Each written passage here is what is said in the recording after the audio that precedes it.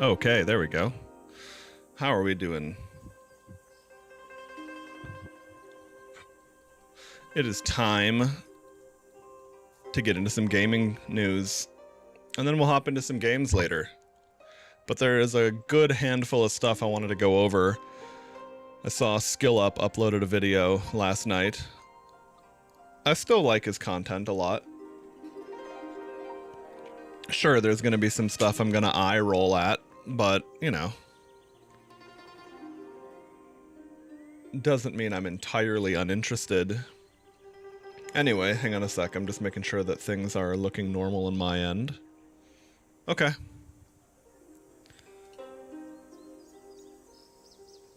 There we go.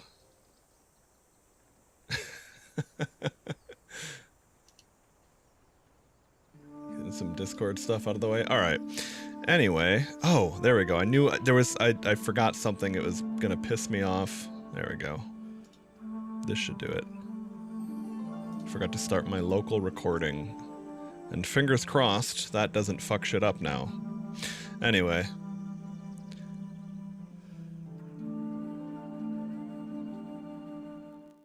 Let's get into the video. This video is brought to you by Eureka Ergonomics' new Matthias office chair. Wait, is that a fucking bug? I think my chat is... My chat might be bugged a little bit. Hold on. Let's turn that off for now and deal with it later. So do expect to hear from them during the video. Gamers, what a week. Oh my god, a Silent Hill F review, a Pokemon ZA preview, a Sony showcase, an Xbox price hike, Kojima releases his own credit card. They're calling it Death Stranding. Man, honestly, in this business, when it rains, it pours. In September and October, okay, Death Stranding, that's a good one. Xbox increasing their prices again is insane. I don't understand. I'm actually kind of astounded to see what it's going to be at now. typically very, very wet months with lots of big releases, and damn, I really should have proofread that more closely. All right, we got way too much to get to now, so let's not waste any more time. Here comes the news. It's a damn good thing we're dropping this show on a Friday because Sony just did the typical Sony and Nintendo thing by announcing a big showcase just 40 hours ahead of time. Being the state of play that accompanied the Tokyo Game Show, there was unsurprisingly a big chunky middle section that was devoted to Japanese games, both brand new and previously announced. Funny thing though is that they broadcasted hours before anyone in Japan would have even been awake, which really goes to show you where their priorities lie. And look, hard to blame them here when they wanted to bookend the showcase with two of their Oh, there we go. Okay. upcoming first-party titles from Western developers,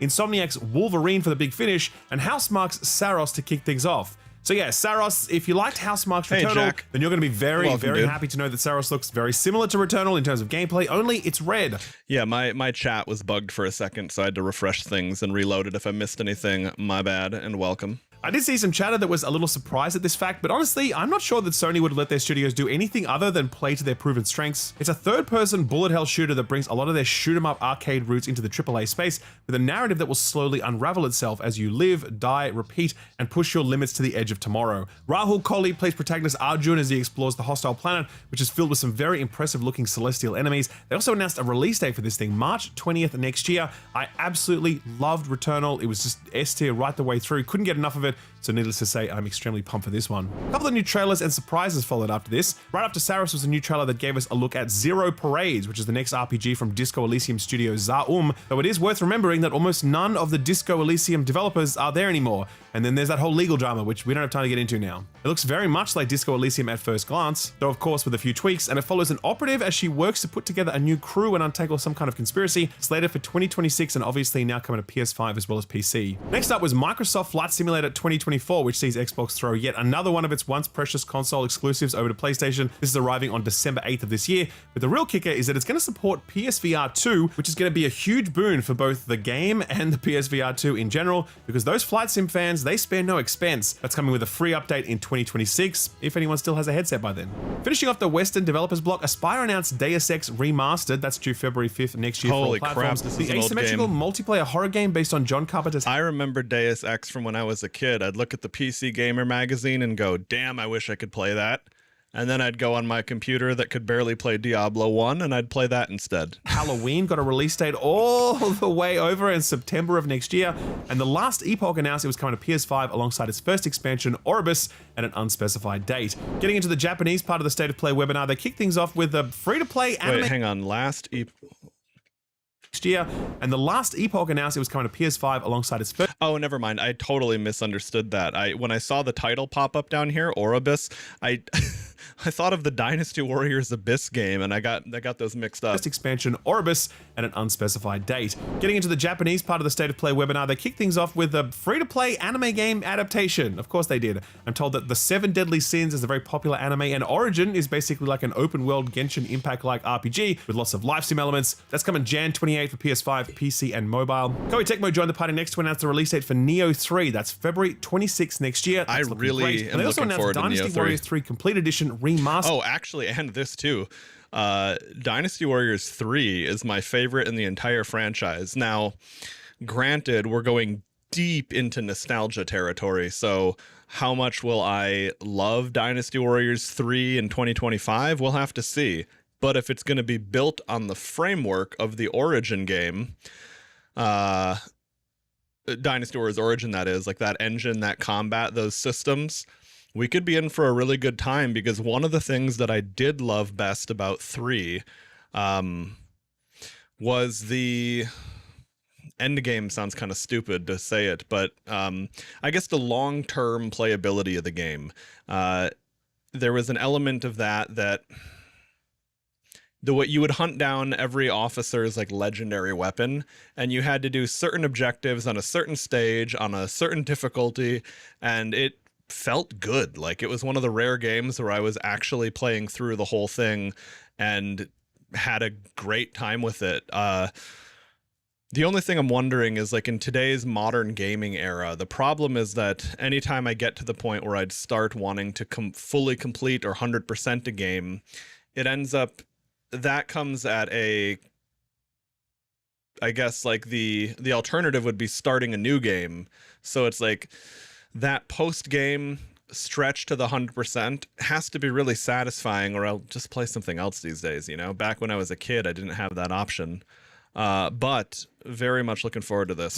That might seem like a random one if you're not really into these sorts of games, but Ed tells me that Dynasty Warriors 3 was the big one that really juiced up the series and put it on the map back in 2001. That one's due out March 19th next year, aka my birthday. Bandai Namco also announced a release date for the vampire action RPG Code Vein 2. That's Never January played this 30th one, but I know a lot of people are and the hyped next one for was it. a real surprise. Let It Die Inferno, another sequel to the third-person competitive multiplayer hack and slash series originally developed by Grasshopper Manufacture. This series definitely falls into the cult category with its general jankiness and punky aesthetic, but Let It Die apparently has plenty of legit fans, including Shuhei Yoshida. Inferno looks a little more polished at first glance, and unsurprisingly, it's taking some pretty in-vogue elements from roguelite and extraction shooters. That's due out December 3rd this year.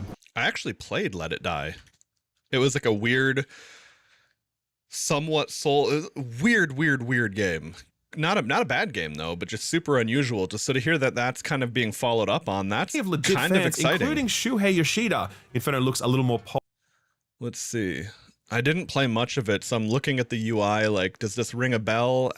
A little bit, not really, but interesting. Because I guess the best way I could quickly describe Let It Die is it seemed like a game that could really do well with more budget and more updates. And if this can get that, then hey, great. Polished at first glance, and unsurprisingly, it's taking some pretty in-vogue elements from roguelite and extraction shooters. That's due out December 3rd this year. A really nice platformer called Chronoscript was shown next, which takes place within the dark, inky pages It's a of nice the art manuscript. style. And that was followed up by a release date for Crimson Desert, which announced a delay a little while ago, but is now slated for March 19th next year, aka my birthday. Happy birthday to me. Gran Turismo Really? I forgot. slated for March 19th next year, aka my birthday. I didn't know I shared a birthday with Skill Up. That's pretty cool. Happy birthday to me. I'm a March Gran Turismo 19th kid as well. Creator Kaz Yamauchi then came on to announce a big new update for Gran Turismo 7 for the end of the year and shared that the series has now sold 100 million copies in its lifetime. And then it was time for the big fella, or little fella if we're being comic book accurate. Roll it, Stu. Death's always waiting. Oh man, this game is so cursed. Not for me.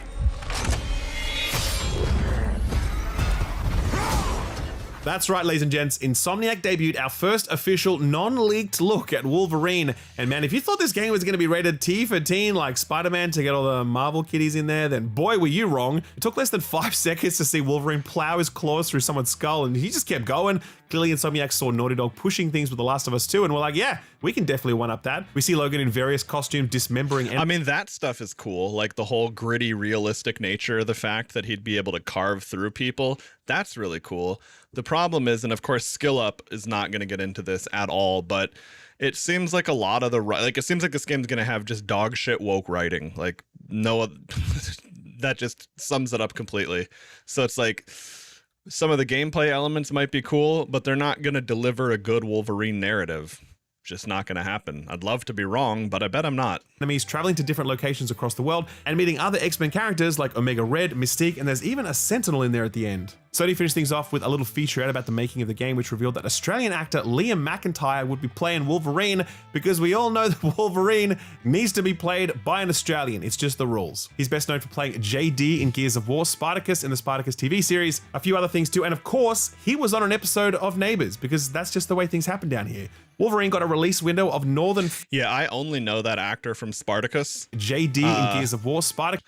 Problem, though, is that he took over the role from the guy that was playing the role before him, who was really the Spartacus. And the only reason that this guy didn't continue is because the original actor succumbed to cancer, unfortunately. And man, that's I honestly feel for this actor, because that's a shit hand to be dealt anyway. Like, no, you're always gonna be the replacement. You're never gonna be the main character, no matter how well you play it.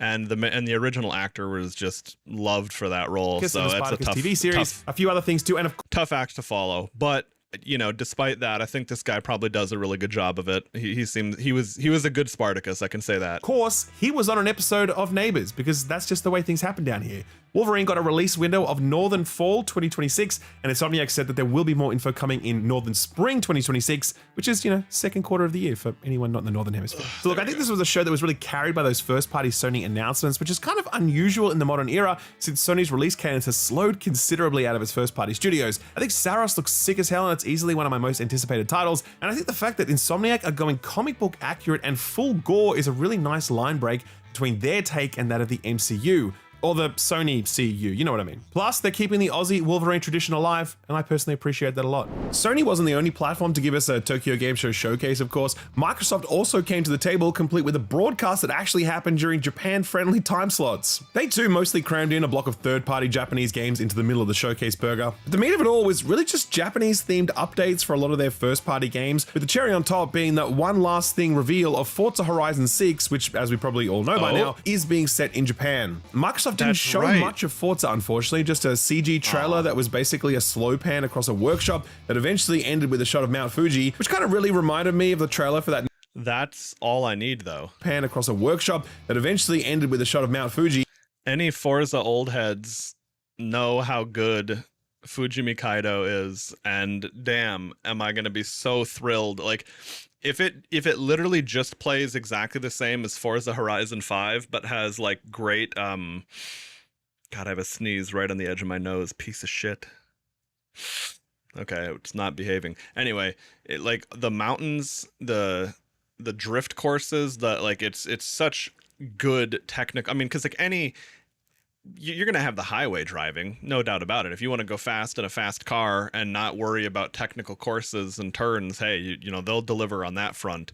But the downside of Forza Horizon 5 being in Mexico for me was that there's like a single in-game mountain track, like a genuine mountain track up the volcano. It was that. The custom maps did a really good job, especially as the game updated and allowed custom map creators to do way more over time. But yeah, it really didn't quite deliver on that specific vibe that I missed from older Forza games. So hey, when it comes out, I'll definitely check it out. Which kind of really reminded me of the trailer for that now cancelled Avalanche game, Contraband. Probably not a flattering comparison. Matt Booty did make sure to pay some lip service to what remained. Oh, hang on. Speaking of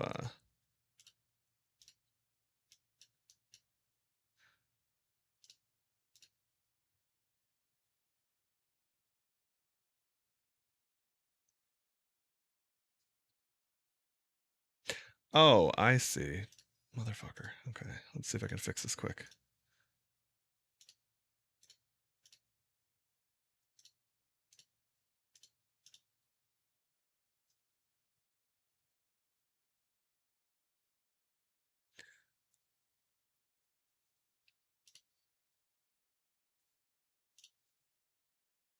Hang on a sec. My Twitch got stuck in bandwidth test mode. Let me see if I can undo that without having to take things offline. Let us see. Let us see. There we go. Okay. Well, good thing I noticed that. Granted, I'm live on the platforms that I care about going forward into the future, but I was on Twitch for a very long time before I was multi-streaming, so I want to make sure that I'm still live over there too for people that prefer that. Okay.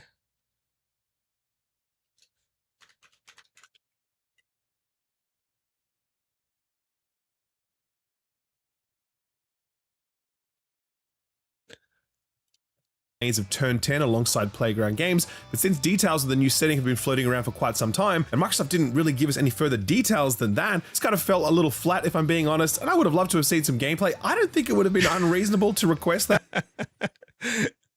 Yeah.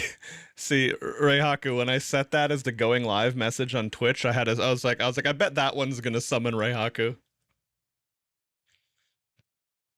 How's it going though, dude? I'd given, Tokyo Game Show is the perfect place to actually show the game rather than just the logo for it.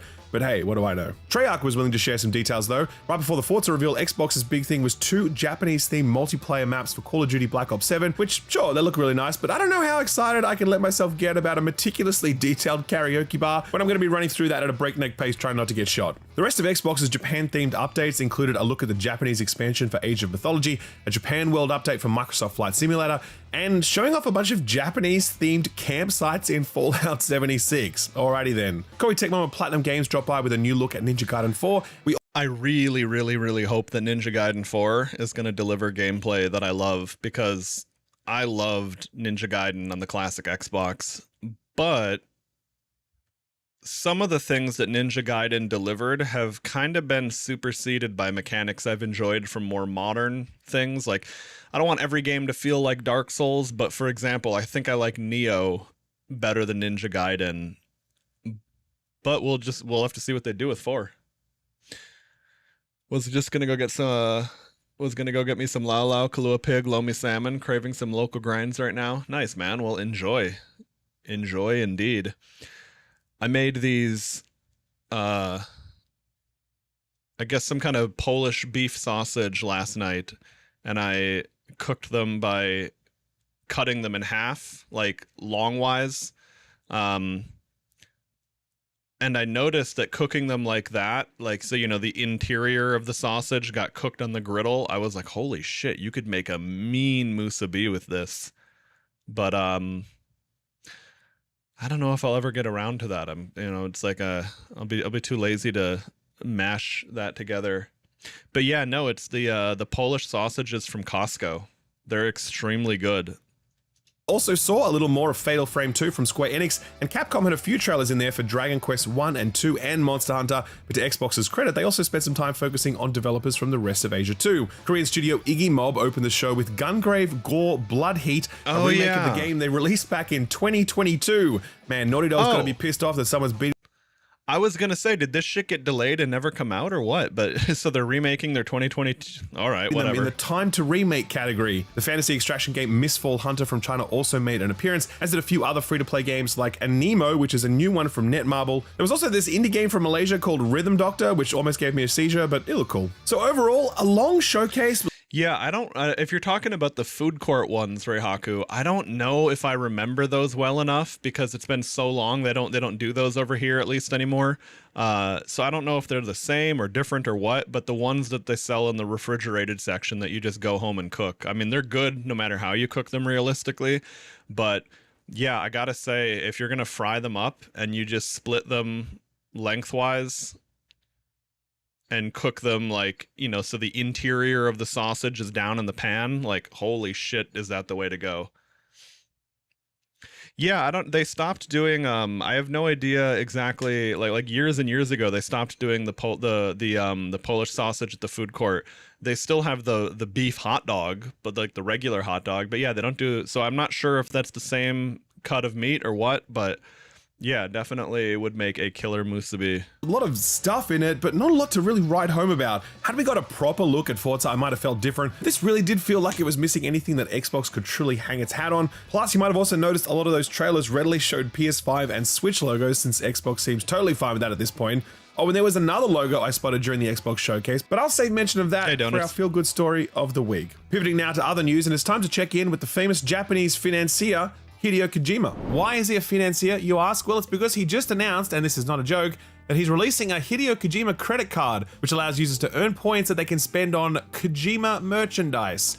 I thought that was a fucking joke. I thought no way that was a real thing. I thought he was just making a joke so he could say Death Stranding. What the hell? What the fuck is going on?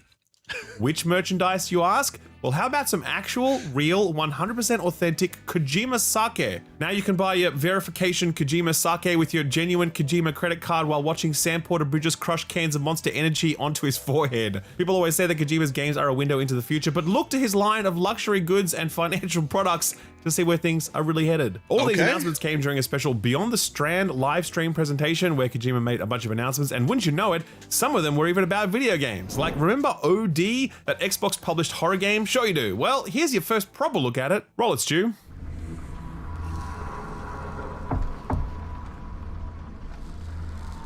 The e-girl sleeves with the thumb cut out.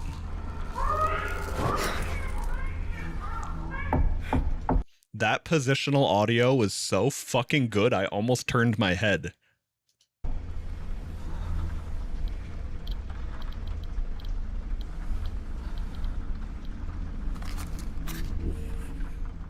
Yeah, man, this just looks creepy as hell. Only Kojima could make a short teaser of a girl lighting candles this terrifying. Still a lot of mystery surrounding this one, but we do know that it's a first-person horror game built in Unreal and published by Xbox Game Studios. Jordan Peele, famed director behind horror films such as Get Out and Us, is a noted contributor. And yeah, you can definitely see why he'd be interested in a project like this. We also had confirmation that it stars Sophia Lillis, who you may recognize from It and the recent Dungeons & Dragons film, as well as Udo Kier and Hunter Schafer. Some serious PT vibes going on here, and that is awesome. Bro, I don't even know who the fuck actors are anymore, I guess, because I don't know who the fuck any of those people they just mentioned are, other than the Hunter Schafer person, because people wanted him to play Zelda. Got more than a demo, and then Konami deleted that demo when they were going through that whole we fucking suck phase. Next up was a poster for Kojima's return to tactical espionage action Fizzant. No way. A very Adam Jensen looking dude, and the tagline, "Here comes the feeling." Oh, I am feeling the feeling, all right. It's said to be an espionage thriller revolving around stealth gameplay, very much a spiritual successor to Metal Gear in that way. We also got details about the preliminary cast, which features Australian actress Charlie Fraser, who you would have seen in Furiosa, alongside Don Lee and Minami Hamabe.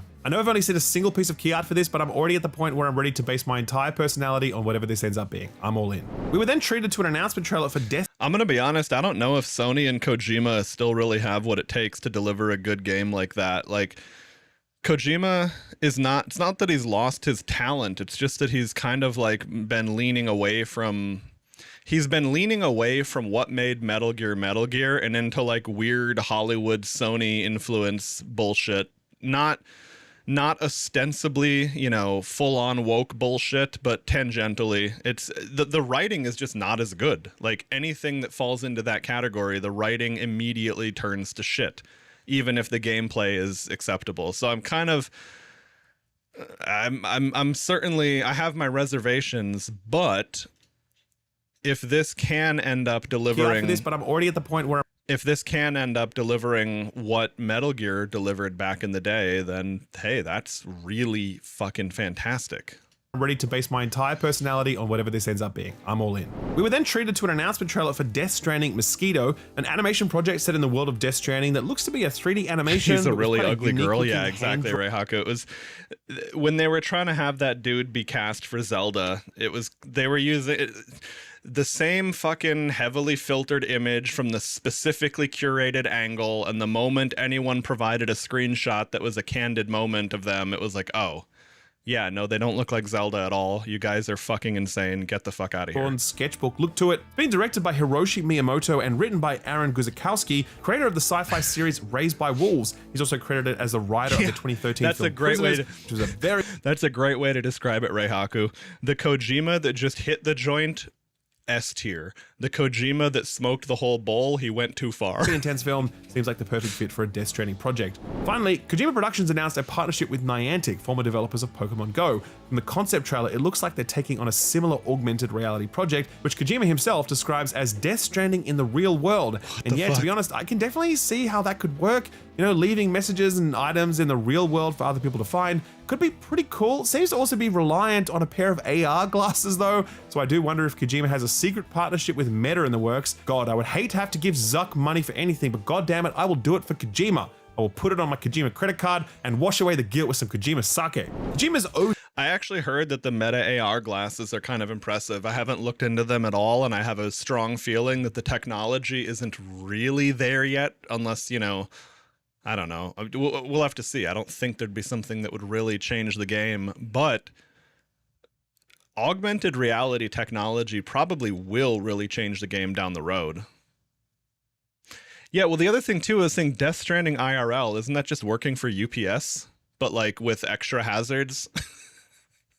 I mean, in Death Stranding, you're a glorified delivery man. That job for sure exists in the real world, and you can actually get paid for it instead of paying to fucking LARP it. D is being published by Xbox, and they've got some big news to share this week, other than what they showed in the Tokyo Game Show presentation. They're increasing the price of the Xbox. Wait, what? That can't be right. Ed, did you put that story from back in May in this week's run sheet? No? But they just did a price increase a few months ago. No. What? Oh, Ed's telling me it doesn't matter what they raise the price to because no one's buying Xboxes anyway. Fair call. Here's the detail. On the official website, they posted thusly, quote, beginning on October 3rd, we will update the recommended retail price for Series S and Series X consoles in the United States due to changes in the macroeconomic environment, end quote. I wonder what macroeconomic environmental factors they're referring to, but I'm pretty sure it starts with a T and ends with a rumps tariffs. While the cost of accessories will remain the same, as will products in non-US markets, those in the US will see all Xbox consoles increase by around 5 to 10% depending on the model. Xbox Series S consoles are up $20. The base Series X and what the fuck? They're selling the base model low storage Series S for $400 now?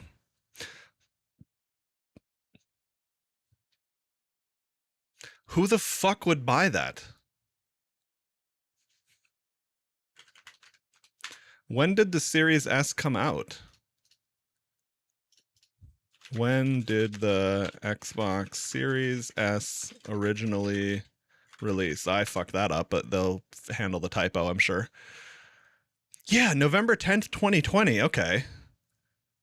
Bro, how are you doing a price hike 5 years down the road on a console that wasn't even strong enough the day it came out? I mean, for anyone who's kind of out of the loop here, the Series S has basically been the handicap of the generation. Like, the reason that games don't sometimes come out on Xbox and as the same, like the same release date as PC and PlayStation, it's not even always because of a Sony exclusivity thing. It's literally just because the developers couldn't get the game to run on the S at all or satisfactorily. Like, what was it? And Microsoft, like, hard pushed that. They would not flex on this at all. But, what was it? Baldur's Gate 3. Baldur's Gate 3 was such a phenomenon when that released that I forgot what it was, but something about, I don't know, they had some major feature of it not available on the Series S, and they just were like, look, we're either doing this or you're not getting Baldur's Gate. So Microsoft eventually caved, but it's just been a massive, massive mistake to have ever released this. And of course, the problem is if they didn't have that really strict policy that you can't make a game that doesn't run on the S, then, you know, you kind of get into that weird thing like, did I just buy the last generation's console? Like, all these games are Series X exclusive only. But really, the only lesson you can learn here is that you can't realistically offer a massively less performant, cheaper model of a console in the same generation, at least not this generation. You know, maybe 10 years from now, things like DLSS will be totally figured out and they'll oops, bump some music in there. You know, maybe it'll be totally figured out and they'll have everything handled, but for the foreseeable future, it's just not even an option, not even a little bit. all digital version are up $50, and the Xbox Series X 2TB Galaxy Black Special Edition, which is a real mouthful to say by the way, that sees an increase of $70. I will reiterate that this is the second price increase for Xbox consoles in 2025. Microsoft raised the price of consoles and accessories globally back in May, citing market conditions and the rising cost of development, and that was already quite a significant jump. To put things in perspective, the Galaxy Black Special Edition used to cost $600 and now sets you back a whopping $800. That's a roughly 30% increase since its release, making it now more expensive than the PS5 Pro, a console that can run most new titles at 60 FPS on quality mode, while the Xbox Series X cannot. So that is pretty not great. Long gone, it seems, the days of consoles getting cheaper over time, making them more attractive to those who couldn't afford them at launch. I don't get it. Microsoft don't seem two-faced about the potential loss in customers though, since it's clear that they don't really care all that much about their hardware sales at this point. The bottom of their statement reads, quote, "We understand that these changes are challenging and they were made with careful consideration. Looking ahead, we will continue to focus on offering more ways to play more games across any screen and providing value for Xbox players," end quote. That last line echoes their strategy over the last few years. They've had little interest in boosting sales of their consoles. It's really been about selling people on their software platforms such as cloud gaming and Game Pass, as well as their first-party titles which have since been released on competing platforms. Microsoft moved on from the console wars a while ago, so while these price hikes are no doubt going to lead to plenty of sticker shock, it's not like many people were looking at those stickers in the first place. Speaking of shocking, Randy Pitchford jump scare. Sorry about that. That kind of is really the truth. It's like Xbox is... It clearly lost ever since the PlayStation 4 era. Clearly. That just is what it is. But I'd really like to know what the strategy here is. Are they just bumping up prices to stick with cost, and they genuinely... I mean, that would make the most sense, that they don't care. They're not going to pull the consoles from the market, but they're not going to sell them at cost or reduced profit. And they probably want to push people more into cloud gaming, but I don't know. It kind of seems like a bit of a... It seems like they're trying to be the hand that forces the market trends, and I don't think we've seen that work out in general, but especially not with cloud gaming. I mean, Stadia tried that, and clearly the technology, as well as the average consumer's internet connection outside of major cities, it's just not there yet. I mean, until I moved here and got better internet, I don't think I would have been able to satisfactory cloud game on my old net. Really should have warned you. But you know what? This week in video games is a premium show for premium gamers. So I think you guys can handle it. Anyway, why am I subjecting you to unsolicited images of Randy Pitchford? Well, it's because Gearbox has just indefinitely delayed Borderlands 4 on the Switch. That's right, just a week before Borderlands 4 was set to release on the Nintendo handheld, it's been delayed indefinitely with all digital pre-orders cancelled and refunded. This news comes courtesy of Gearbox themselves, who posted to Twitter the following quote, "Greetings, Vault Hunters. We need to share that the release of Borderlands 4 on Nintendo Switch 2 is being delayed. We do not take this decision lightly, but we are committed to ensuring we deliver the best possible experience to our fans, and the game needs additional development and polish time to do that." Well, they had to delay that. Didn't you guys see the thing I posted the other day about Nintendo patenting 12 FPS gameplay?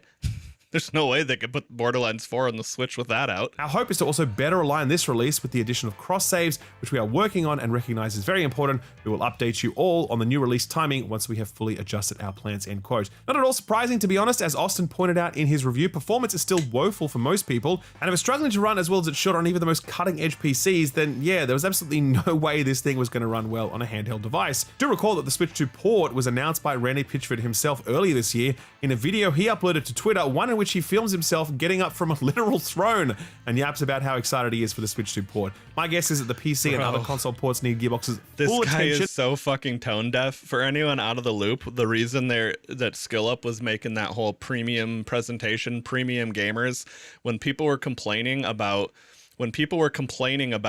oh, perfect. That's a great face for a smug, out of touch asshole. When people were complaining about Borderlands 4 performance, he was just saying, well, you know what? We make premium games for premium gamers. And it's like, dude, the guy with a 4090 is complaining about performance. What the fuck? And will require it for some time yet, so I wouldn't be counting on a Switch 2 release anytime soon. Turning to some lawsuit news now, and you may recall a little while ago that Sony went after Tencent following the announcement of their new survival action game titled Light of Motorum. Their lawsuit was aimed at blocking the public playtest, labeling the game as a, quote, slavish clone, end quote, of the Horizon IP. And I mean, yeah, absolutely it was. Like, come on now, with just a cursory glance at the trailer, the similarities were clear as day. But Tencent has recently filed a motion to dismiss the claim. The real reason they're upset is because it's Horizon, but with an attractive playable character, and that makes people way more interested in the game. Oh well.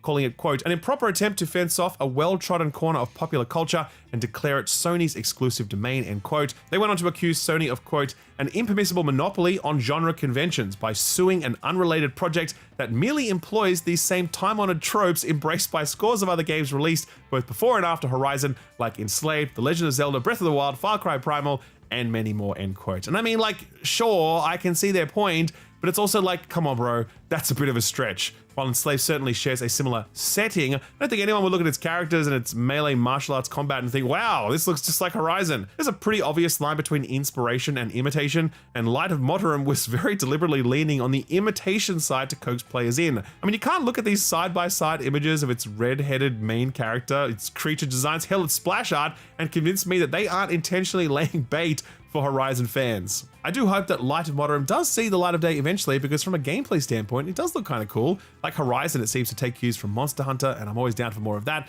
since there aren't too many offerings in that space. But at the moment, I don't know, man, the similarities are just too blatant, and I just can't see Tencent coming out the other side unscathed without a complete overhaul of Light of Motorum's art direction. The lawsuit news doesn't end there, though. But art direction, really, it's like, I mean, yeah, it's very, very, very clearly like without like it's shamelessly taking elements from that, but so has like every good game. I mean, very, very few games are completely original. And again, I've said this a million times, but it's like, if we had gone down this road in the early days of gaming, there wouldn't be a platformer genre. You would just have Mario. But we wouldn't even have Mario Kart, because there were racing games that came out before Mario Kart. Fortunately, Wolfenstein and Doom 1 and 2 are pretty good games, but those would be the only shooters. It's like, I mean, my God, what is the, there's that really blatant one. Let's see. Let me make sure. Let's see. What am I looking for here? Pokemon. What the hell is it? Dragon Quest.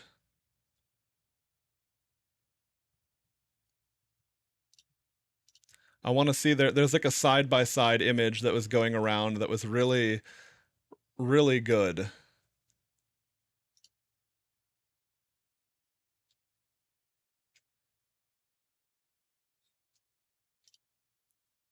Okay, I just wanted to make sure that settings were correct. Okay, but yeah, it's like I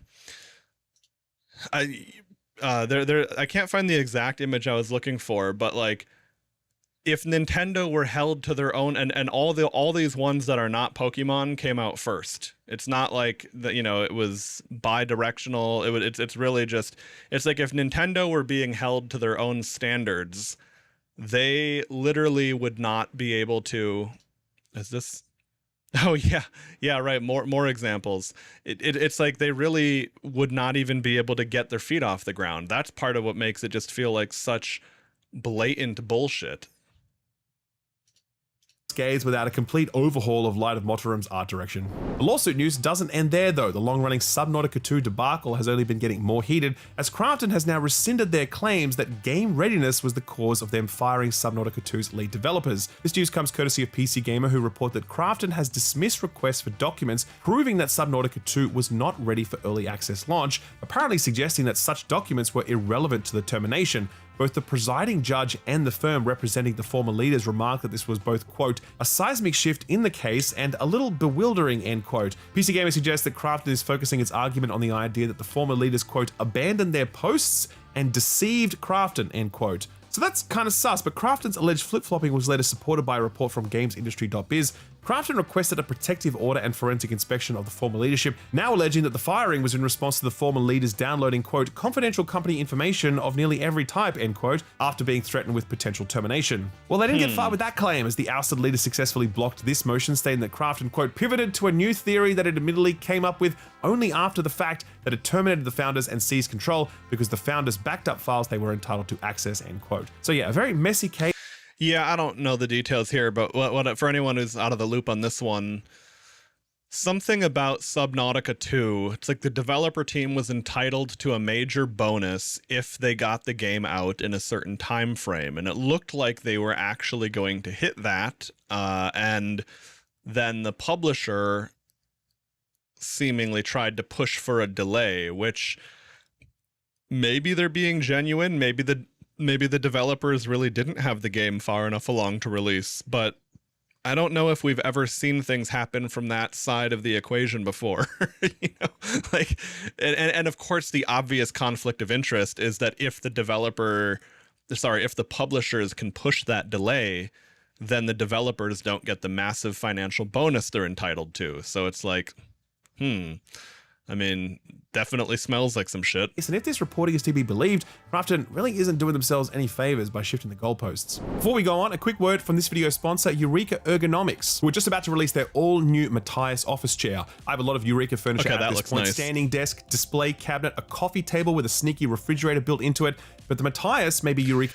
Unless this thing is actually made like shit, that just looks so absurdly expensive. His classiest piece yet, channeling a timeless, elegant, lounge-inspired design into something that delivers all-day comfort in your home or office. Made with real top-grain leather and with a sculpted walnut veneer, this is a chair that becomes a statement piece in whatever room it's in. I have long ago sworn off the classic gamer chair. Oh, you know how you know it's super expensive? You get 8% off with the SkillUp code. That's because 8% is probably a sizable amount of dollars. Chair's terrible ergonomics, and I just don't like the look of them anymore, but I absolutely love my Matthias. I think it completes my office. Looks incredible. And it's so plush and so well designed that I can spend hours in it without ever feeling uncomfortable. If you'd like to grab one, Eureka are offering a special discount to viewers of this channel. Use offer code SkillUp at checkout to get 8% off. And if you're getting quick to pre-order, you can get a further $50 off, making this an absolute steal. Click below to check that out. Thanks, Eureka, for sponsoring the video. And with that, let's get back to the news. Ergonomics are important. Definitely don't ignore that.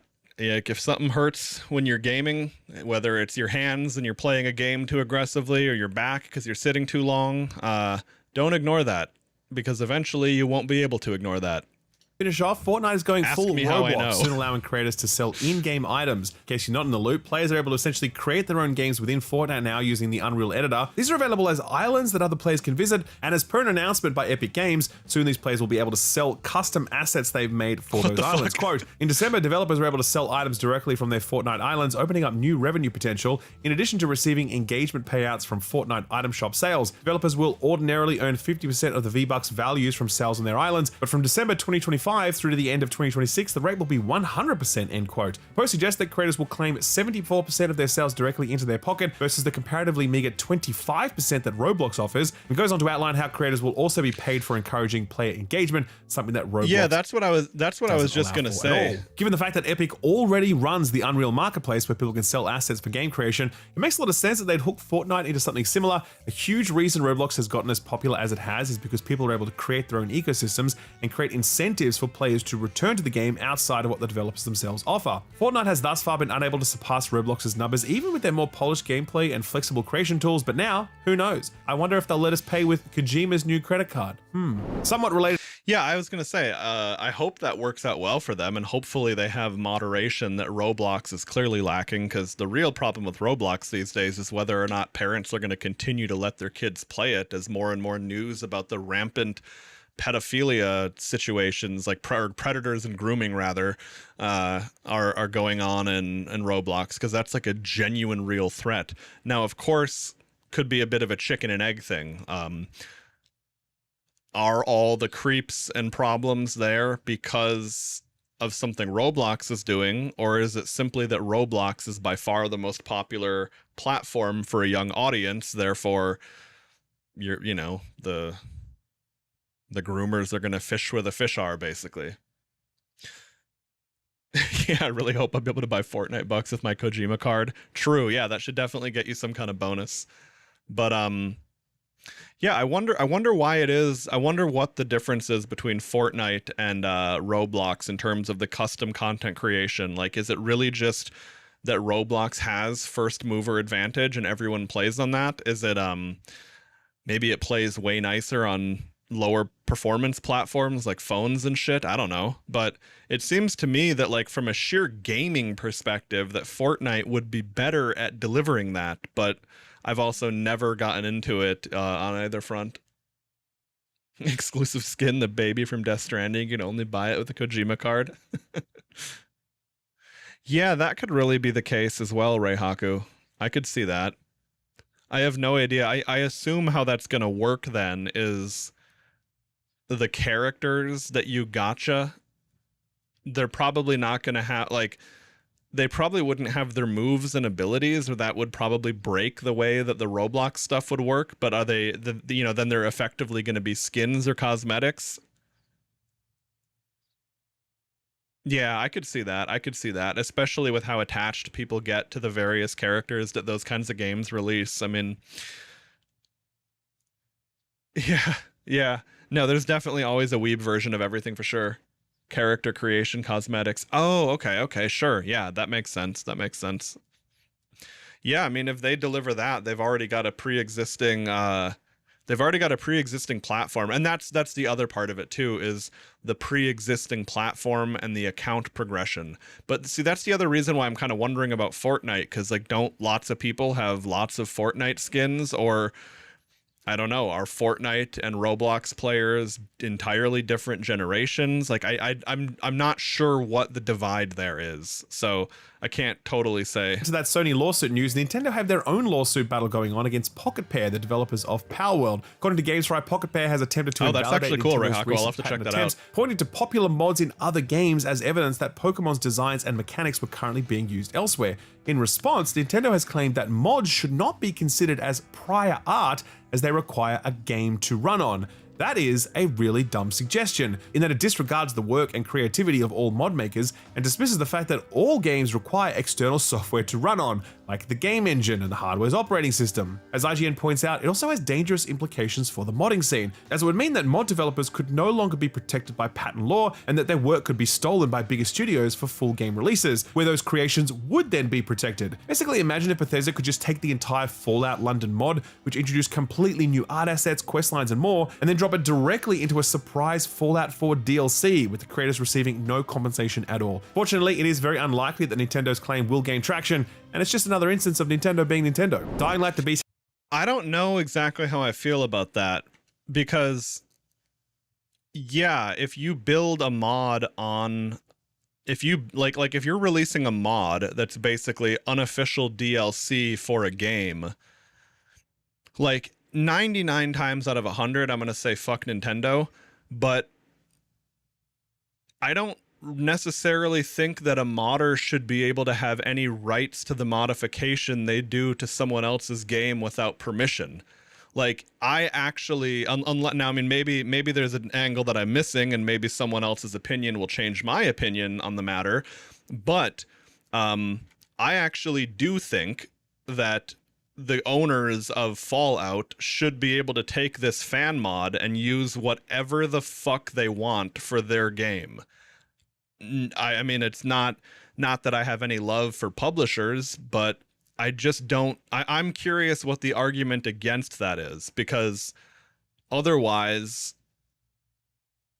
what if I make a fan evolved form of Raichu, and then Nintendo can't ever make Raichu evolve? Like, what the fuck? I don't know. Legal Mindset has a great video on this. Okay, that's what I would like to see a breakdown on, because I'm not even sure how, like, from the more kind of creative side of this and the side of politics and ideologies that SkillUps falls on, it kind of seems like they're not actually laying out any, what's the word I'm looking for? Like any fundamental policy. It's like their policy is literally a fucking Ouroboros eating its own tail. But again, I'll have to see. I'll have to see what Legal Mindset says on that, because maybe there's something I am overlooking, and I certainly don't want to give the publishers any credit where it's not deserved, but yeah, I'm thinking like if I'm putting myself in the shoes of the publisher. If I created a commercial product and someone wanted to make a mod for it, and then I was not allowed to make any future updates to the game that stepped on the toes of that mod, that seems like complete bullshit to me. And if I made a mod of a commercial game and then the commercial game basically made my mod, I'd say, well, okay, like great. I mean, would I desire to be cut into it somehow? Sure.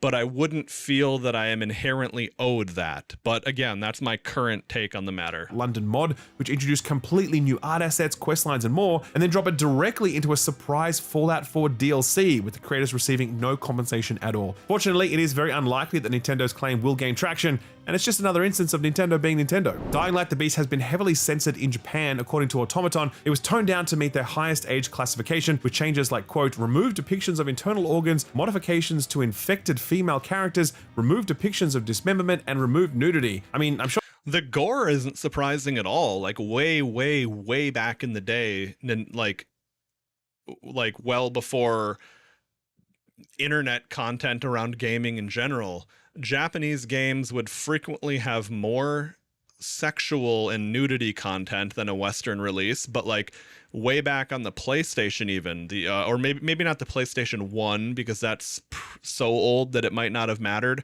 but like even on like you know, PlayStation 2, 3 era stuff, it would be very common for a Western version of a game to have a higher degree of gore than the Japanese version. But again, like not the sexual content. It's really like Japan is going down a really weird censorship road, and they're like really late to the game here. They're jumping into this as the rest of the world is pretty much getting off of it. some of the appeal is lost at that point, but hey, at least there seems to be plenty more to enjoy about the game outside of that stuff, as the reviews for this one are actually pretty good. Some quick sales milestones to finish off. I have also heard that the new Dying Light was really good. It was like a proper sequel to the first one and abandoned all the things wrong with the second one. The official Skate Twitter account revealed that the game has had over 2 million players in one day, despite it still sitting at 59% mixed on Steam at the time of writing due to server issues and bugs soft locking progression. It seems like people are actually enjoying themselves. As long as I can still play my I'm sure the hentai fact that it's games. free to play. I mean, honestly, yeah, that's the real one that seems to be called into question. Fortunately for me, that's never been the way I pursue adult content. I'm an old school video website guy. But yeah, like I saw that you can't even release updates to adult games now. You need to release like the level of bullshit that payment processes are putting on them. I hate that. Even though it doesn't impact me, I just fundamentally hate that. It helps. Another game doing numbers despite its technical shortcomings is Borderlands 4. According to an analytics company known as LNA Analytics, Borderlands 4 has sold over 2.5 million copies between Steam and consoles, generating over $150 million in revenue. Note that those stats don't come directly from Gearbox, but it wouldn't surprise me if they were true, since those who aren't hindered by its technical shortcomings appear to be having a really good time with it. Man, imagine how many copies this thing would have sold if Randy Pitchford didn't have access to social media. We can only dream. And finally, not a whole lot to shout out in terms of sort of free stuff this week. On the Epic Store, you can get a point-and-click adventure game called Jor-El's Brother and the Most Important Game in the Galaxy, which is apparently based on a Brazilian animation, as well as Eastern Exorcist, which is a nice little 2D action RPG that's a really big hit in China. Game. I played Didn't make much of a splash in English-speaking markets. It is the last week of the month, by the way. Be sure to download all of the goodies at places like Prime Gaming and the PSN before they reset, and we'll check in next week to see what new goodies await us. So outside of those showcases, what got announced or delayed this week? Well, quite a bit, actually. You may have missed that something called the 6-1 Indie Showcase happened last week, which ran for over an hour and a half, and it was filled with a bunch of indie games, both new and upcoming. Way more than we can squeeze into this show, but we'll give you a few shout-outs. Gloomy Juncture is a very unsettling neo-noir detective game set in the 1990s, where you play as a janitor on the verge of... What the fuck was that bar called? Unsettling neo-noir detective game set in the 1990s. Titty tweeter. Okay. 90s, where you play as a janitor on the verge of a mental breakdown, with the seal of approval from Swery65 and a free demo out now. Undermire is a neat-looking first-person co-op roguelike with a 2D, 3D Saturday morning cartoon aesthetic, where you can smush everyday items to make weird weapons like you're a kid playing make-believe. And finally, Penguin Colony is a very ominous-looking thriller from the Australian-New Zealand developers behind Urumanji Generation. Bit of a cryptic trailer, but it's also got a Shadow of the Colossus stamina bar, a vibe straight usually out of tweet John about Carpenter's The Thing, and the narrator from Disco Elysium, and those are all Maybe good you should things. try it. Outside the showcase, the developers of Bomb Rush Cyberfunk, that game that was like, well, if Sega isn't going to make a new Jet Set Radio, we will. They announced a follow-up called Hyperfunk, which will make anyone old enough to have owned a Dreamcast super happy. No date yet, but kind of crazy that they might put out 2 of these before Sega manages to get 1 out as part of their super game thing or whatever that ends up being. Speaking of crazy, you'd think if you were Pocket Pair and you developed a game that was dangerously close to knocking off Pokemon, so close that Nintendo filed a bunch of patents in order to sue you over it, you probably would be very careful about the timing of your next game, right? Well, not so much, I guess. So remember how at the Nintendo Direct, one of the bigger reveals was that Pokemon farming sim called Pokemon Pocopia? Guess what? The Palworld people just announced a Palworld farming sim called Palworld Pal Farm. Okay, so I'm sure that both companies individually had these games in the works for quite some time now, because of course they did. But man, this little dance of theirs that they're doing, it's just too entertaining to watch, and it's never going to get old. So what came out last week? Well, Dying Light the Beast was probably the biggest game from last week.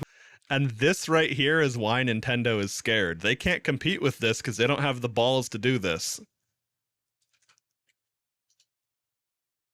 With the gritty open world zombie game landing at a strong 82 on OpenCritic, IGN gave it a 7 out of 10 and basically echoed the common sentiment. Quote, its signature blend of parkour and melee-focused combat remains largely the same, but there's certainly nothing wrong with having more Dying Light, end quote. Perhaps to be expected from something that started as a DLC, but hey, Techland knows their audience. Ratatan was that rhythm strategy game from the folks who made Patapon, and it landed in early access with an 87% very positive rating on Steam. The rub with the Steam reviews is that people are mostly commenting that this is not Patapon, which is either a bad thing or an interesting thing, depending on who you ask. Here's Steam user Rip the Blood, who has 40 hours in it already, and wrote a very comprehensive review saying, quote, in its current state, it's a mixed bag with how simple the gameplay loop is coupled with early access, but the future looks really bright with a lot planned and already backed by a Kickstarter. Highly recommend for people that love rhythm games. On the fence for most other people, try the demo, then decide if you want to. I played Patapon back in the day on PSP, but that was in my era of being able to play games at the job I had when I was working at the pool at the hotel, and I would just watch the water slide.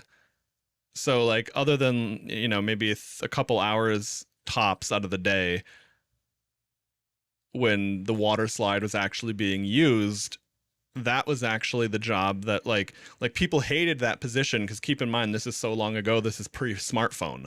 So instead, like now, I'm sure if that position still exists, it's like only the top dog gets that, because you just probably sit there on your phone all day. Because the only real restriction was you're sitting in, you know, beautiful weather in a comfortable chair under an umbrella. Everyone would fall asleep in that position, and then, you know, a kid would go use the water slide while the dude's asleep. Liability nightmare if something went wrong. So I was the one. I was said to my boss, I was like, hey, I'll take that position every single shift, but I want to play my PSP or my DS while I'm up there. Soon as a kid comes by, I'll put it to sleep mode and put it away. And yeah, they loved that compromise. So there was like a year or so of life where I played a bunch of handheld games, and it's genuinely hard to review how I felt about those, because it's like, yeah, I was sitting there, you know, the competing interest wasn't my PC at home with World of Warcraft. The competing interest was, well, I'm going to be here anyway, and I'm getting paid. Purchase as it reflects the game very well, end quote. Another early access release was Amplitude's 4X game Endless Legend 2. Not as many reviews for this one, just shy of 200 at the time of writing, but 91% of them were positive, with the general sentiment being, we are so back. Here's Steam user Darsaid, who reviewed it after just 3 hours, saying, quote, honestly amazing for early access. Amplitude took the best from humankind and improved all the lovely aspects of the first Endless Legend. Was doubtful about playing it, but now I'm just having a blast, end quote. Very quick check-in with our radar pick for last week, Wonder Stars, a strong 79 on OpenCritic, though not many reviews. Over on Steam, though, it's 98% positive. Here's Steam user Zodi162, who has 23 hours in it, saying, quote, this is seriously such a clever game. The battle mechanics are unlike anything I've ever seen, and they're really fun. The story is super gripping, and I'm always super excited to play the next episode, and the music is honestly crazy good. Like, now, I'm not surprised to see a review like this, but 98% totally positive or overwhelmingly positive is pretty impressive, because not gonna lie, the art style immediately makes me think woke garbage will have shit writing. Holy crap, end quote. Jumping now, what is probably going to be one of the most loved or hated, or maybe both at the same time, games of the year, Baby Steps. But I mean, hey, publishing walking simulator from Bennett. I loved Apex Legends, and that game is ostensibly woke garbage outside of the gameplay. Foddy and the Ape Out developers has landed at a fair 74 on OpenCritic. But man, is there some variety here, with even the most glowing reviews talking about absolutely hating the game at times. But look, here's Polygon. They don't score things, but the conclusion sums it up. Quote, Baby Steps is meant to infuriate you. It's designed to test your patience with deviously placed setbacks that will eat up an entire session's worth of progress with no remorse. You'll laugh, you'll swear, you'll probably quit at least once, but you'll see it through to the end. You'll find prizes waiting for you that are more powerful than any cool sword, grace, compassion, and a good place to piss, end quote. But at the end of the day, isn't that what we're all really looking for? So what's coming out this week? Man, oh man, it is a huge week for games. I don't know how I feel about, like, I mean, this game is basically Turbo Quap, effectively, right? I've never really been a big fan of the genre because it kind of just, like the genre of games that are just, like, they're designed to fuck with you. Like, I don't know, I'd rather play a game that is more fun than that, but I mean, I don't know. This one looks a little bit more robust and well-designed than some of the other ones that are more gimmicky, so who knows? We'll see. We'll see. Overwatch 2. Oh yeah, that's true. I stopped playing Overwatch during Overwatch 1 once the gameplay meta became unfun, but that's true. I did notice how every fucking new character for Overwatch was just clearly some DEI matrix checklist. I see so much porn of Tracer getting piped, I forget she's gay. It's okay, so does she. Games both big and small, and while I don't want to leave too many games on the cutting room floor, I will have to go through these as quickly as possible because there are a lot of notable games this week. Let's start with, I guess you could call it an indie title from a relatively small studio based in the US. It's Hades 2, which kind of pulled a Silk Song by announcing its release date just a couple of weeks ago in the Nintendo Direct. The difference here being that it's been in early access for a little while now, and many people have enjoyed it for quite some time. Overwhelmingly positive on Steam with almost 40,000 reviews.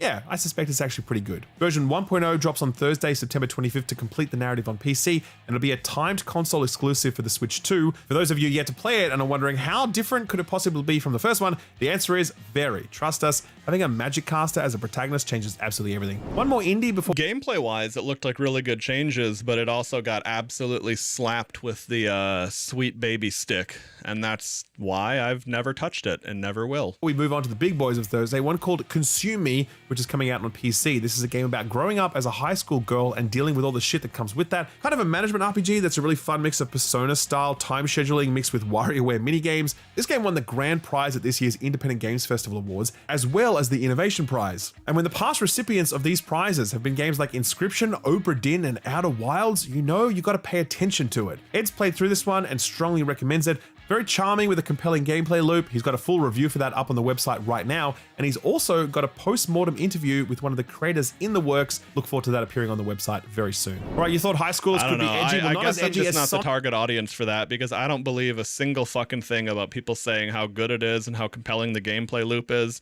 Just flat out don't believe it at all. I think they're saying that to signal virtue and nothing else. Sonic and Friends. If you ever played Mario Kart and wish the character screen was full of colorful anthropomorphic animals that all kind of look the same, then Sonic Racing Cross Worlds is your game. Reviews for this one came out nice and early, and they've been generally very positive. It sounded like it's driving along the same route as Mario Kart 8 did with its approach, instead of the open world detour stuff that Mario Kart World was chasing. I have genuinely no idea who half these characters are though, but the crossover appearances are really cool. Anyway, all platforms for this one. The last one for Thursday is... I actually really liked Sonic All-Stars Racing Transformed. Like a handful of years ago I played that game.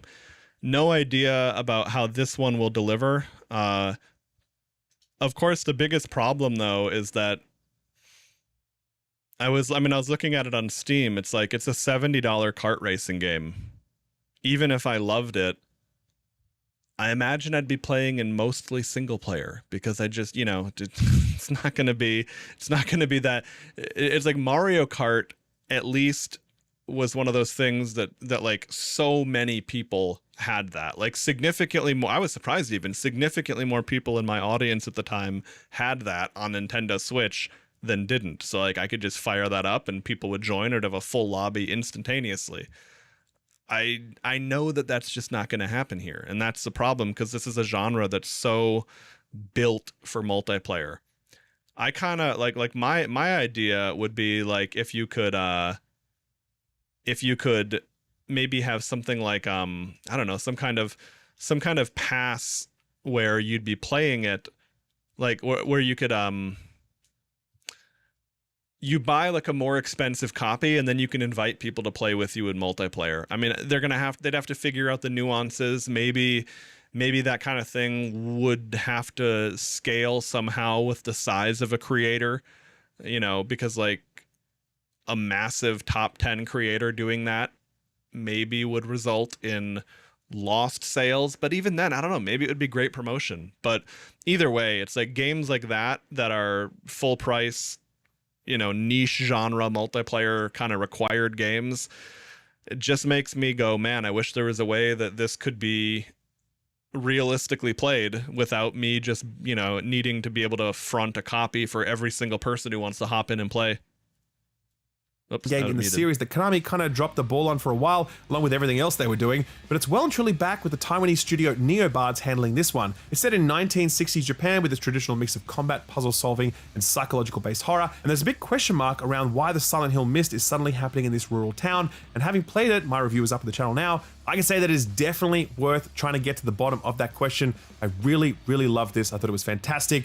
But, you know, it's not going to be for everyone. It's got a bit of a divisive story. It's definitely quite a departure from the traditional Silent Hill formula. So if you want to check it out for yourself, it's available PC, PS5, and Xbox Series consoles. Moving on to Friday, September 26th, which is just a stat because all the indies were like, oh shit, Thursday's too much for us.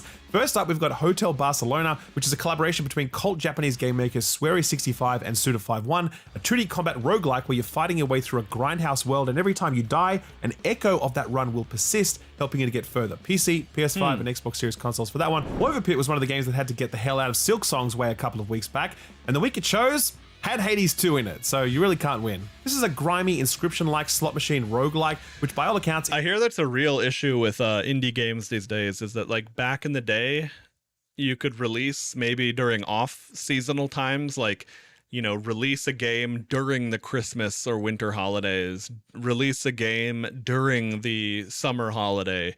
Now you literally can't find a breathing room to release your game without pressure. Just is what it is, but man, that doesn't seem easy. Is incredibly compelling, so much so that I've been told that this can be a 30-hour game at least. Hope this one gets past the internet. Hold on. So much so that I've been told that this can... They're really stealing the patent from Postal 2? Be a 30-hour game at least. First this one gets person past the pissing international mechanics. ratings board okay, but something tells me the fact that the slot machine says, let's go gambling every time you start a run isn't going to help. PC only for this one. One from Australia now, Mars First Logistics is a sandbox construction game made mostly by 2 developers, all about building custom rovers to haul cargo from A to B on procedurally generated planets. Imagine the Ultra Hand stuff from Tears of the Kingdom meets Death Stranding, and that's basically this game. It's very cool. It's been in early access for a little while now, and it's another game going into 1.0 this week. Overwhelmingly positive reviews on this one. I was going to say, if the physics and building are really good in this, that could be kind of fun. 2, and some of the user creations are, quite frankly, absolutely insane. Love that. Jumping over to next week now, and it does not slow down, folks. On Monday the 29th, we've got another Aussie game, Survival Extraction Macabre, which is heading into early access. We'll definitely keep our eye on that one. And speaking of Macabre, we've also got the Mortal Kombat Legacy Collection from Digital Eclipse, who are giving their excellent interactive documentary treatment to one of the most infamous series of all time, as well as collecting and preserving a bunch of classic games in the process. These are always super well done. Really recommend checking them out. The Mortal Kombat one is releasing on all platforms. Then it's on to Tuesday. We've got another classic release in Final Fantasy Tactics: The Evilest Chronicles, which is also coming out on every platform. This is, of course, the much requested remaster of the cult favorite game, and now comes with voice performances and some graphical improvements too. It's joined by Nick Toon. For anyone who's a fan of this game, though, unless you're like you might just go play the classic, because I've heard that this one is I don't remember the details off the top of my head, but I heard from disappointed fans that this game got very much affected by the current era of just gay retarded shit that Square Enix can't seem to separate themselves from. I mean, I've no idea what happened to Square Enix, but like the latest thing going on with them is that people are genuinely concerned about going to the Square Enix Fan Fest thing for Final Fantasy XIV, because people are legitimately concerned about terrorism attacks and stuff. Like not from like organized global terrorist parties, but from the fans that are just completely insane. Favorite game, and now comes with voice performances and some graphical improvements too. It's joined by Nicktoons and the Dice of Destiny, which is the perfect game if you've ever played Diablo and thought, man, this is great, but what if one of the classes was SpongeBob? Weird premise, I'm sure, but that's a gap that developers have been ignoring for far too long. PC, PS5, Xbox, and Switch for that one. And finally, on Wednesday, October 1st, we've got Lego. All right, well, that's it. I'm quitting Path of Exile and I'm playing whatever the fuck this is. Far Too Funny, which is another Australian game from our pals at SMG. I actually played this one when I was over at the Summer Game Service. I had a great time with it. Yeah, it's basically Mario Party, but with Lego stuff, but it's incredibly well made, and it was really fun and I had an absolute blast. So I definitely recommend checking it out. It is also headed to all platforms. Okay, All right, that ladies could and be gents, really it's cool, that time of the actually. week, so put this on your radar. You and I will never be apart. Suspicion? We This is not a new Disney game, though we kind of classical animations. She tries to find this period take on So AI 9th of October page, which also has links to all of just the other skipping that Disney 'cause it Arena looks stuff. fucking Earlier gay. in the show, I alluded to a cheeky logo that appeared during the Xbox showcase that probably shouldn't have been there. See if you can spot it in this clip. No matter how you play, this new handheld ensures your Xbox experience is always with you. Did you see it? Okay, so maybe calling it a logo isn't technically correct, but if you zoom in on this still, you will see something Look at that. There's an Xbox button. that probably should have been cleaned up in post. Activate Windows. No fucking way. No way. They've got the Activate Windows thing on their actual media. That's crazy. Stew, enhance, boom, there it is, baby. Activate Windows. The Xbox marketing team is just like us. For real.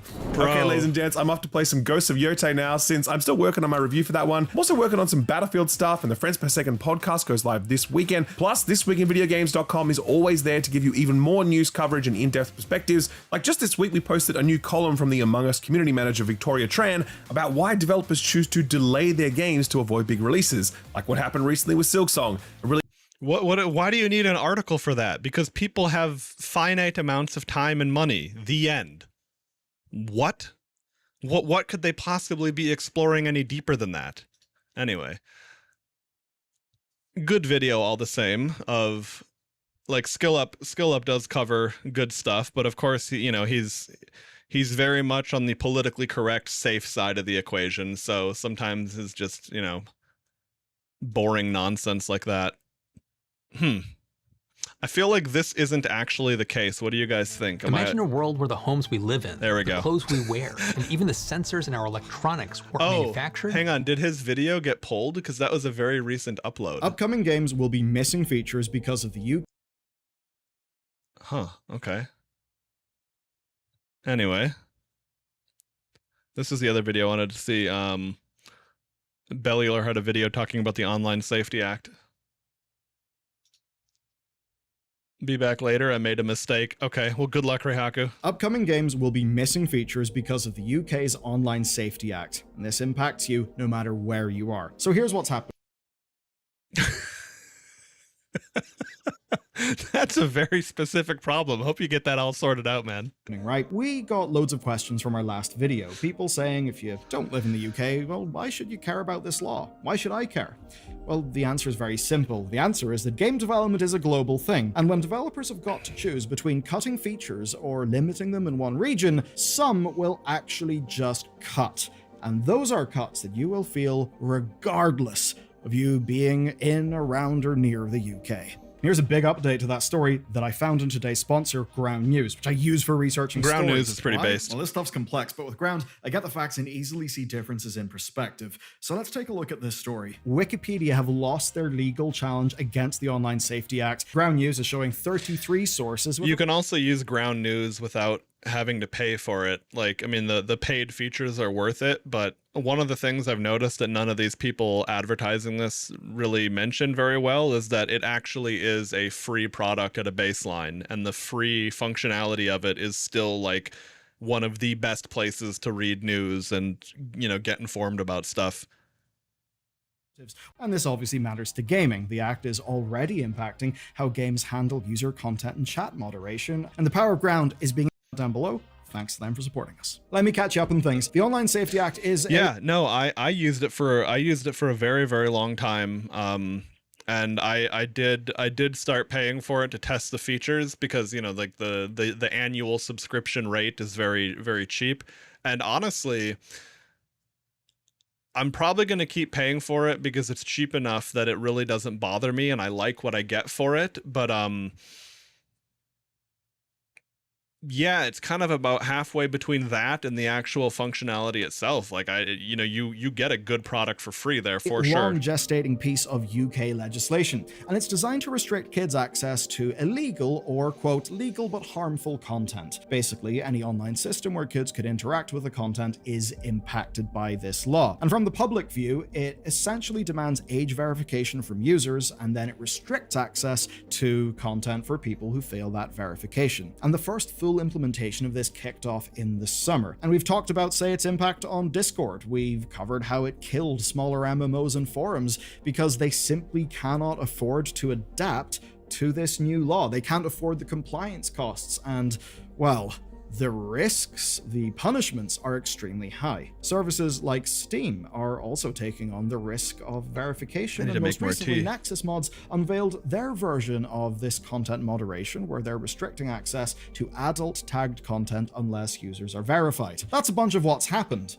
but now we need to talk about the knock-on effects. We need to talk about the impact because, well, some time has passed, and now everyone is getting to grips with this new legislation, and with the many impacts coming in its wake, because not every change will be visible to customers immediately, but even if that is the case, oh boy, they will be visible in the long run.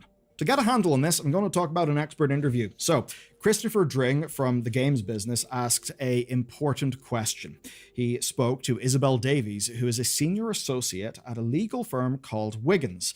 And his question is, has the OSA, quote, made game developers think twice about adding certain features or functionality to their games? And here's her answer to that question.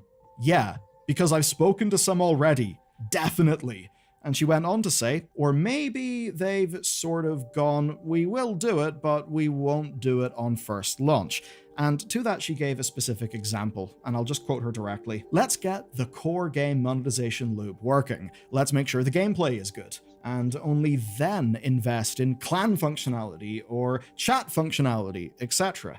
So basically, a lot of those social features that people absolutely love in games, maybe proximity chat in your extraction shooter, those things, well, they now involve way more legal liability. And that's a bummer. This is an example of the conversations that are being had at the production level for... I mean, even before the era of legal liability, like I was always hating how back in the day you could just type or use, you know, excuse me, use your mic if you had one.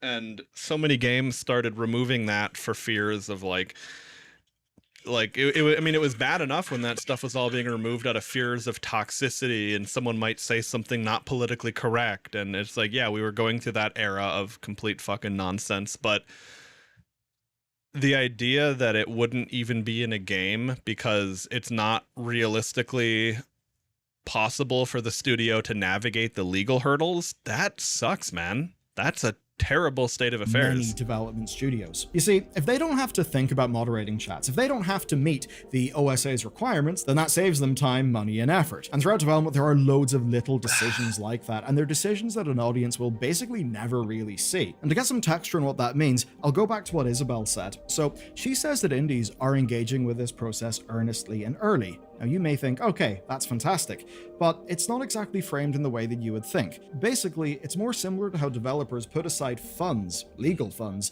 for GDPR compliance.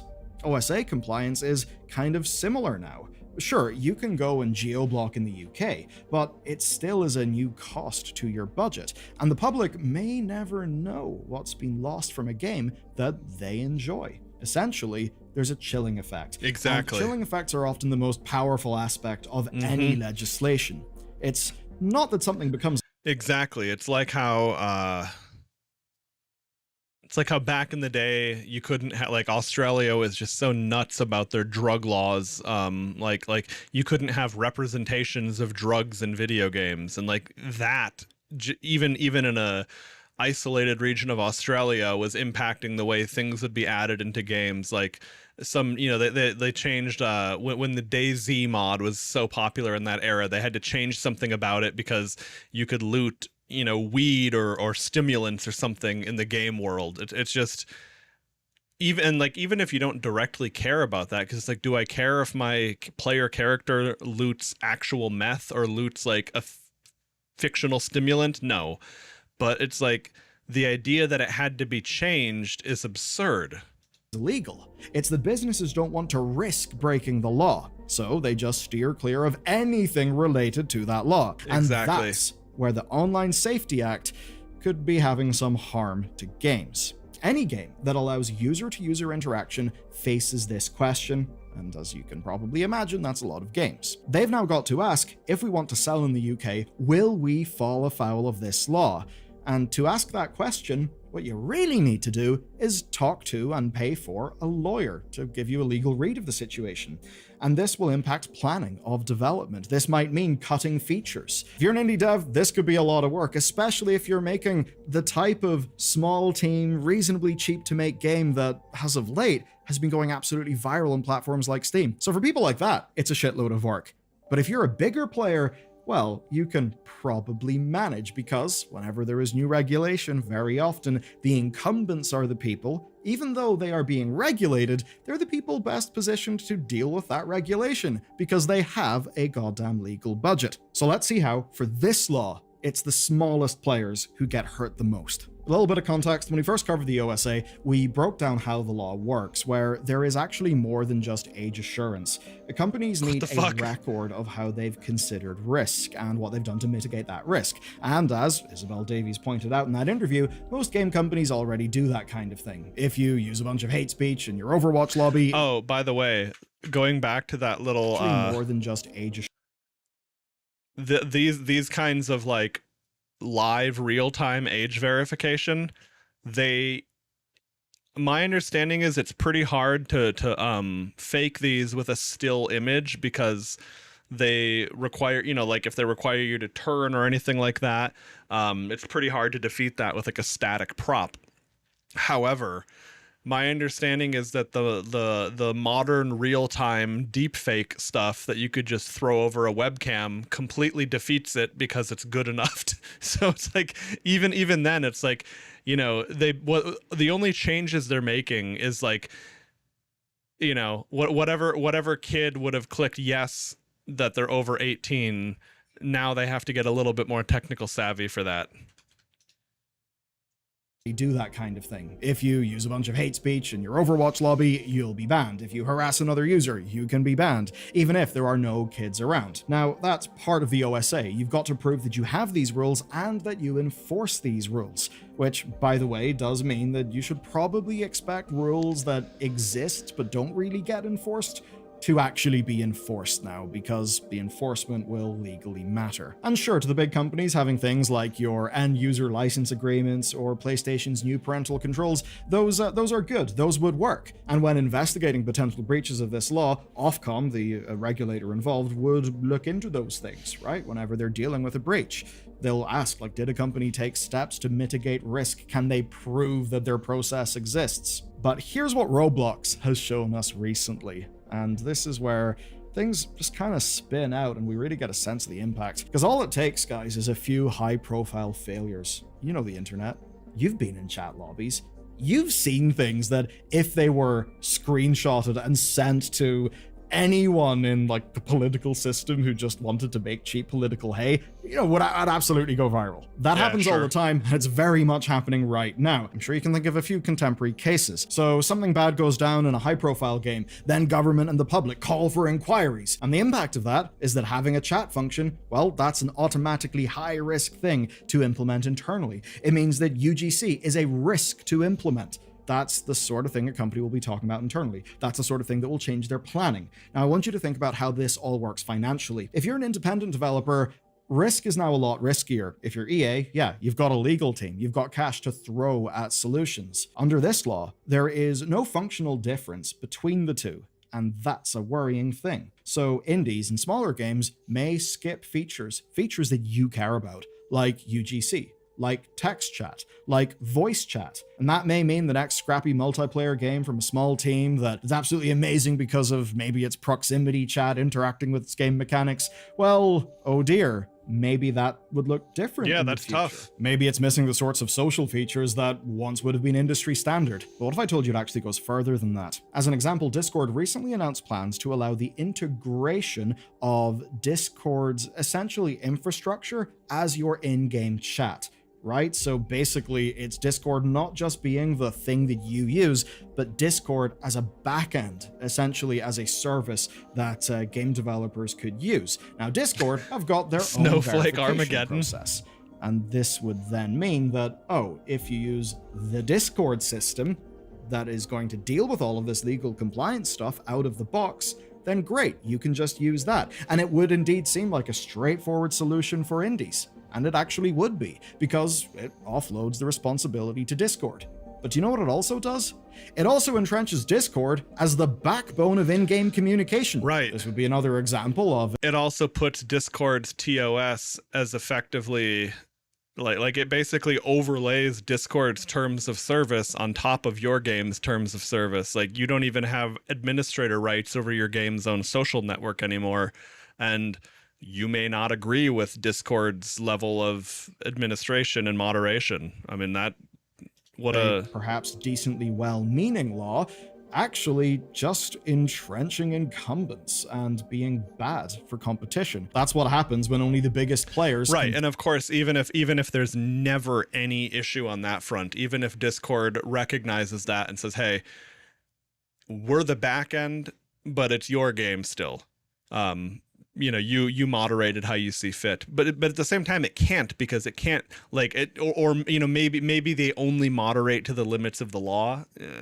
But even if that were the case, even if my concerns never popped up, the fact that it would just automatically entrench a platform like that into a way where no one could compete with it, like, we don't need more of that. We've seen enough of this shit in the tech world. It's just, that is such a terrible idea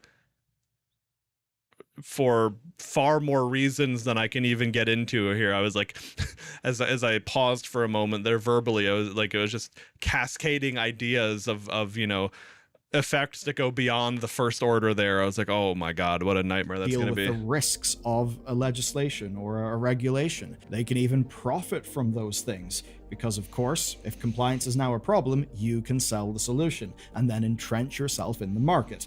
And look, I think what Discord is doing with infrastructure is, honestly, a really good strategic move for them. It makes a lot of sense, but it would mean that, well, if you're a new game developer and you feel like you need to use Discord's solution to handle your social features, well, maybe there are things that it won't support. Game mechanics it won't support. A depth of integration that could normally only exist if you made it yourself in your game that you maybe can't have if you've integrated with Discord. That sort of thing could actually change the types of games that can get made. So while the companies with a well-financed legal department can just deal with this, it's the little guy who will suffer. But there is at least one saving grace here, and that is the simple fact that it's the largest players who will be scrutinized first, and if found to be wrong, will be made an example of. Consequences then. Here's how all this stuff will work. Ofcom, who are the involved regulator, have spent years working with these big companies, and as a part of that, they have built a register of what they call Category 1, Category 2A, and Category 2B companies who operate in the UK. And basically, which category you fall into will impact how this law will apply to you. And for the most part, they are targeting social media websites. Here's the Category 1 requirement. Basically, a content recommender system and more than 50% of UK population usage, or it allows users to reshare user-generated content, and that would be more than 10% of the content. Category 2A requires a general search service that reaches more than 10% Category 2A, K-Kona intensifies of the UK population, and Category 2B would require users to send direct messages to more than 5% of the UK population. Now, of all of these things, Category 1 is the only one that mandates user verification. So basically, if you fit that category, you're going to need to do user verification, and if you cock it up, you really will be in trouble. And the way this will work is that by the end of November, all categorized services will be notified by Ofcom, and when they are, they will learn their transparency requirements. Anyone who is subject to the Online Safety Act will need to provide transparency guidance. but these companies need additional action as well. And that's actually why Wikipedia recently lost a High Court challenge. You see, they were fighting against the potential to be categorized under the highest terms. They did not want to be categorized as a Category 1. And the case ended with the judge telling Ofcom to consider Wikipedia's special circumstances.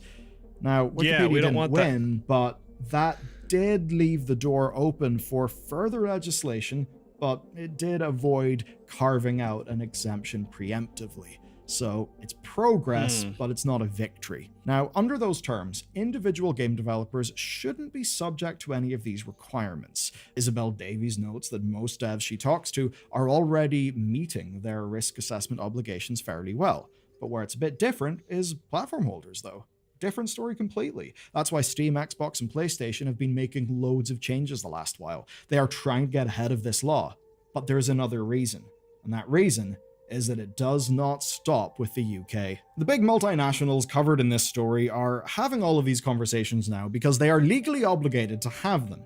And the UK has just been the first country with laws like this, or at least in this context. But the UK is not the Welcome back, Reihaku, and sorry to hear it, man. Hope your butthole recovers. only territory who's legislating, right? The EU and Australia are implementing new legal frameworks for all this stuff, and they also incorporate checks like the OSA. And sites like 4chan may contest Ofcom's ability to enforce laws internationally with The hacker say, known as US 4chan? lawsuits. But that country is not exempt either. Individual states like Texas have had age verification laws be upheld by the United States Supreme Court. And by upholding the Texas law, the Supreme Court have basically validated laws in more than a dozen other states. So this will impact loads of Americans as well. It's not directly the Online realistically Safety it Act, will. but they are certainly kindred bits of legislation, one could perhaps say. Now, these mostly apply to websites with adult content, and say the Texas example, but it is just a matter of legislators. Man, wouldn't it be a shame if Grand Theft Auto 6 ended up being a fucking fantastic game on all fronts except the online and multiplayer aspects were neutered because of laws like this? I mean, I guess the good thing is on PC, we'd probably be able to get around that with custom servers and modding, but like, what an insane twist of events that would be, that's the only drawback of Grand Theft Auto 6, right? PC won't be able to run it anyway. Well, it'll be a while before we get it on PC. It has to release, and then it'll release on PC after a period of console exclusivity. So, I mean, I think it seems pretty clear that they're going to do the same double dip strat that they did on 5. Adult content, and say the Texas example, but it is just a matter of legislators expanding the definition of protecting children just a little bit more. And if you were around in the 90s or the early 2000s, I'm sure you know that about violent video games, or about how, say, the dating in Mass Effect was actually going to ruin the kids, or something like that. Now, on a federal level, the Kids Online Safety Act has been resurrected 3 times in 3 separate legislative sessions. That bill's vague as Little did they know it was the breeding mechanics in the old Pokemon games that were going to ruin the kids. hell language has been criticized for giving regulators carte blanche to restrict content. So in this context, it is no wonder that companies are taking the UK as an opportunity. Yeah, they are true, testing Bonin. their systems now.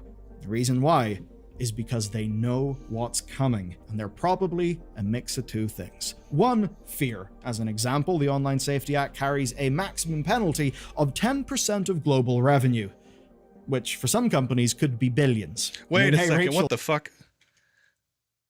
10% of... Now, whichever is greater makes sense for a big company, but 18 million is the flat minimum? Like, how... I mean, unless this is only for people that are egregiously, blatantly in the wrong and in bad faith, like, that penalty existing at all, that's exactly where the chilling effect comes from. Like, any indie studio that even thinks they're going to infringe on that, they're going to have to just not, because who the fuck can afford that fee plus the lawyer fees? Fined up to... Oh, no, but hold on, companies can be fined up to 18 million or 10%, whichever is greater. So if their revenue is less than if their revenue is less than that, they would get hit with the 18 million flat, no? I guess you're right. It depends on how they interpret the up to. You're right that it's not a guaranteed flat 18 million as a hard minimum. That's true. Now, I wonder what they're actually going to hit them with in such a case, but yeah, that's still pretty steep. It's also kind of odd that it's 18 million or like, I don't know. Maybe that's more normal. I don't know. Hard to say. Global revenue. But yeah, which good for catch some there. Good companies catch. could be So wait, hold on. Up to 18 million or 10%. Oh, okay. I see. I see what you're saying now. I was viewing this as two separate scales. Like you could be fined from 1 to 18 million or 10% of your global revenue, whichever is greater. Wait. Up to...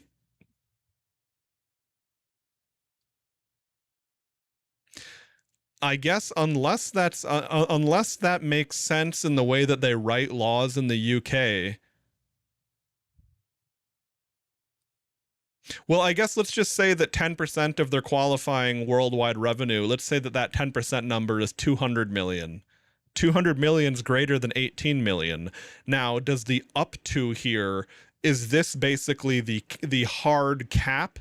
Because if so, then I see, then yeah, but it still seems kind of odd, but I could also just be being retarded and interpreting this in a way that's more complicated than it really has to be. billions. I mean, hey, Rachel, get enough of those and you might be able to fill the budget black hole once and for all. But also, it's not just companies being a little bit feared. It's also companies seeing this as an opportunity to become compliant and to become infrastructure and to use this to entrench their power. And that is, I think, exactly what Discord is doing. Yeah. The services that they plan to make for devs are honestly really goddamn cool. And it does seem like a really cool project. But I'm absolutely not blind to the strategic implications of what Discord's doing. Yeah, Or at it's a least I fair know one assessment. group is benefiting from all this. VPN providers. Wow, you guys must have had a pretty amazing few months of business. That's it for me in this video, but there's a lot else to talk about and a lot going on in the games industry. If you want to learn about that, watch this video next. Here, if anyone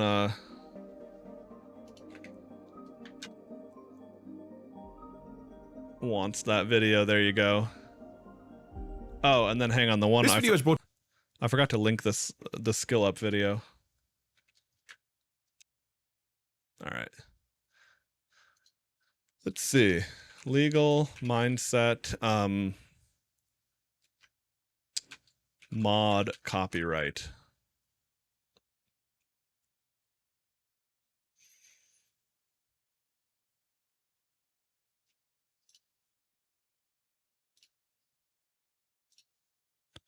Let me see if do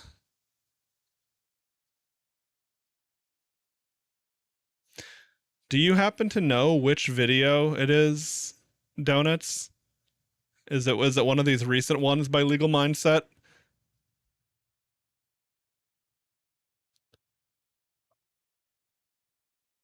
The other thing I wanted to look up is the thing Ray Haku is mentioning, Genshin Roblox.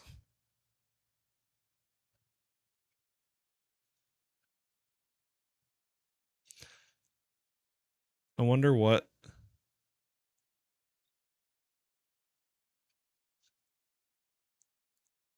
Oh, hold on. The what? Mila. Okay, I see what you're saying.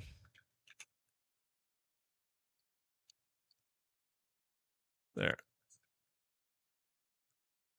Okay. So this is basically what they're saying.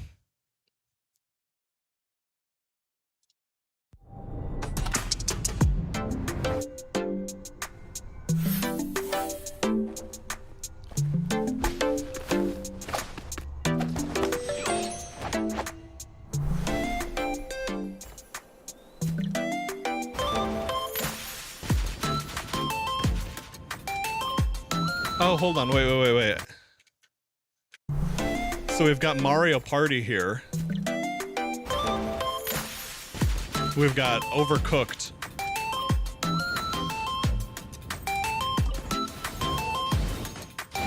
Tower defense.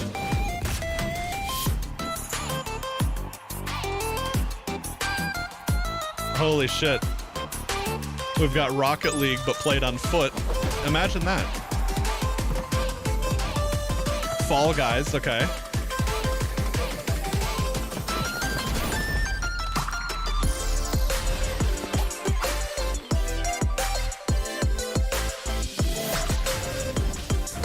Oh, League of Legends. Holy shit. Dota.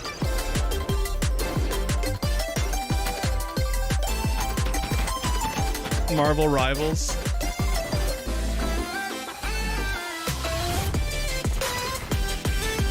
Bomberman. Wait, hold on. That's clearly Bomberman. What the fuck is this? Is this like Plants vs. Zombies or some like Pokemon Stadium fucking minigame?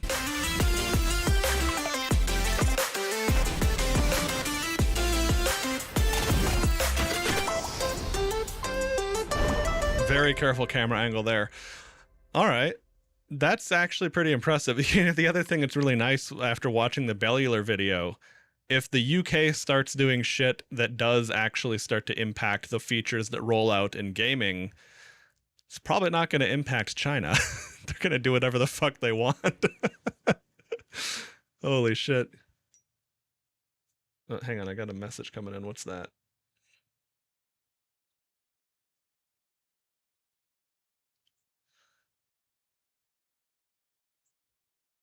Yes.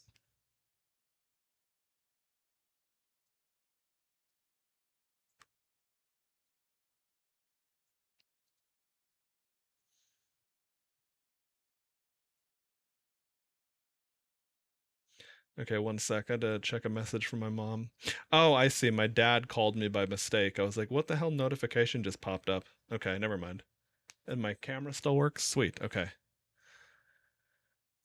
Did they ever drop that hotfix that lets you eat Paimon in the first 10 minutes of the game? No, but the original voice actor for her did get completely fucking fired and like is probably never working in the industry or any industry ever again. So, you know, you win some, you lose some. And it was very, very well deserved too. It wasn't like some, you know, some bullshit. I mean, but that's a whole saga for another day. All right. So what was I? Oh yeah, legal mindset. Donuts, do you happen to know which video it is by Legal Mindset that was talking about the laws about modding and like that topic I was talking about earlier?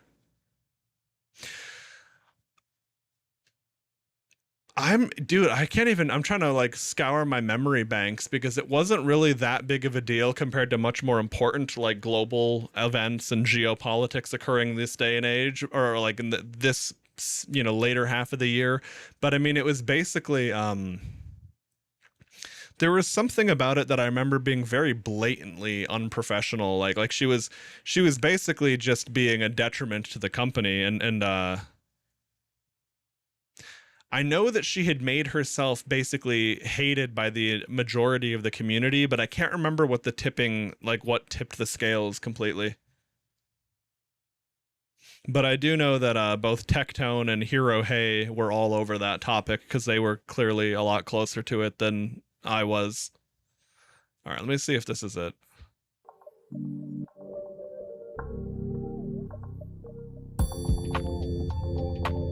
Because this guy's videos are great when it comes to, and he would be exactly who you'd need to turn to for something specific like this. The Pokemon Company International has gone evil. We're going to get into today how the insane chief legal officer and their crazy policies of lawfare and DEI are destroying the company that we all love, that we all grew up with. They're destroying our childhood, and they are hell bent on doing the absolute worst things. We have that all exposed today on The Legal Mindset. We teach you to be your own judge. Of course, I'm Andrew Esquire, American attorney over here in Asia. And this has been really a crazy story. And the more you crack into it, the more we crack into it, the crazier it gets. Now, they thought we were going to go away after 1 day or 2 days. They thought the news cycle was going to blow over. Oh, no. The Pokemon International Company and their rabbit hole goes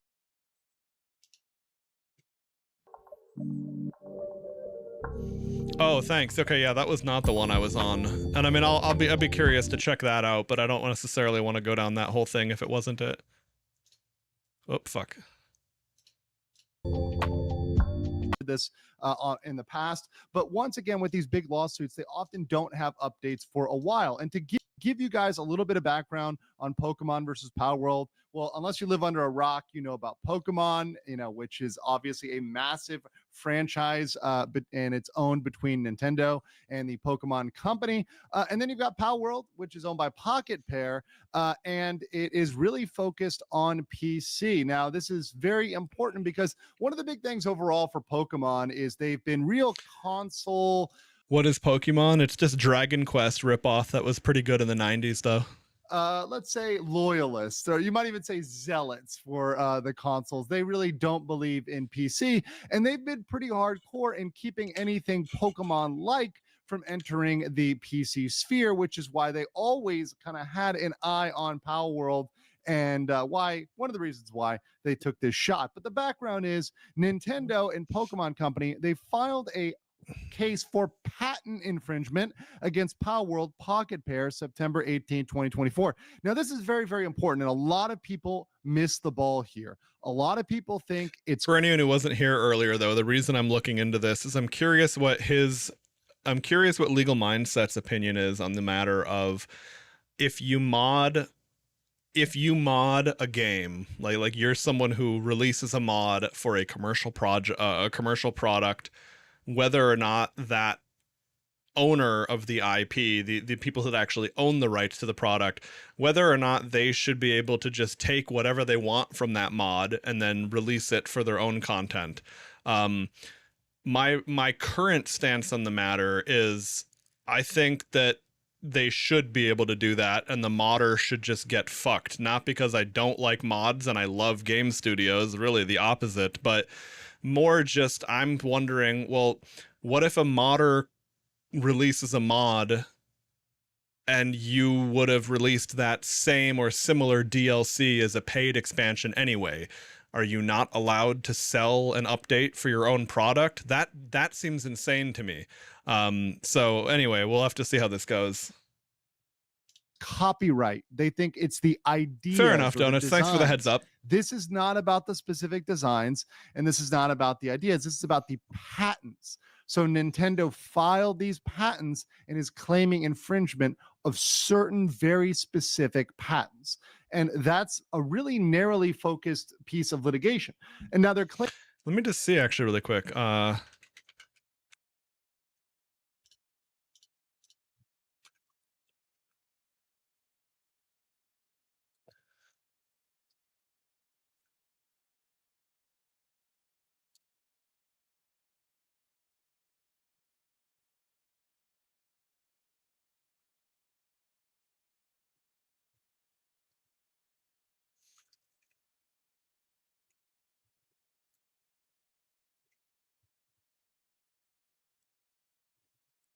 Okay, is there a Legal Mindset video that covers the legality of how handling a user-created modification works versus a copyright or IP owner? Wasn't able to find a Legal Mindset episode that directly and exclusively breaks down the legality of user-created modifications, mods, versus the rights of the copyright IP owner. However, there are several videos from Legal Mindset and other IP-focused attorneys that touch on the same principles: copyright, fair use, derivative works, and how creators can or cannot use someone else's IP. These are the closest and most relevant resources. How creators can protect their IP. This video is valuable because it dives into how intellectual property can be safeguarded, especially in the context of AI and derivative works. While not mod-specific, the legal framework applies. Yeah, derivative works, that would make sense. That's probably the video we're thinking of here. Because derivatives... One of the biggest questions that I get... Oh, well, that's not Legal Mindset, but okay. I was like, yeah, it's a Legal Mindset video, but no, it's definitely not. All right, well, we'll see what this person has to say all the same. Yet as the creator's attorney is how can creators protect themselves against IP theft and AI scraping? I recently spoke on a panel with the American Bar Association, and it featured attorneys from the FTC and from Oracle and Keystone, which...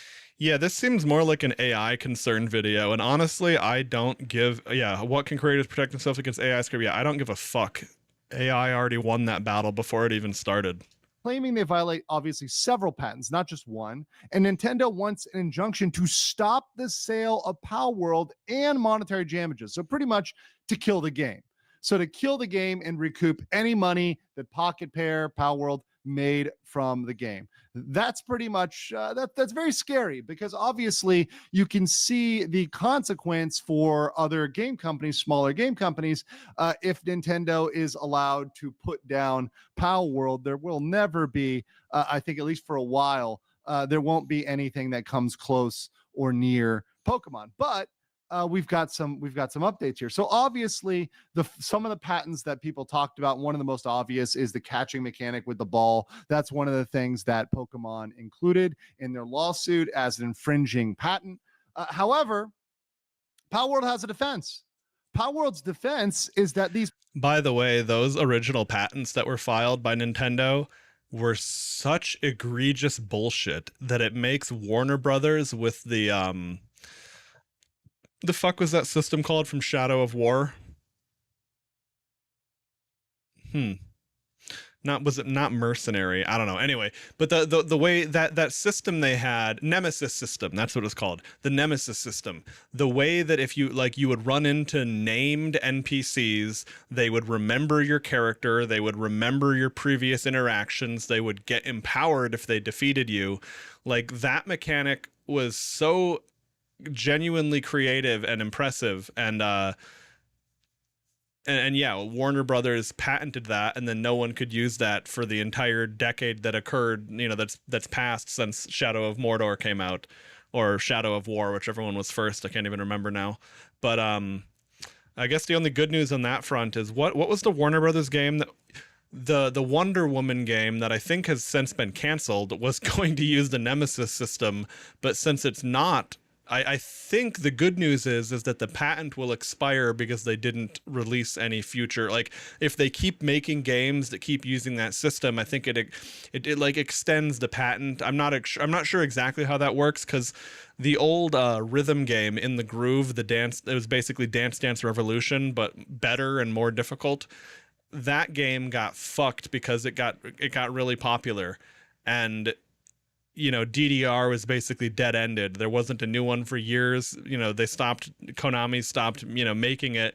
That was why DDR, Dance Dance Revolution Supernova came out, purely so they had the legal grounds to fuck In the Groove. Otherwise, they would have lost the patent.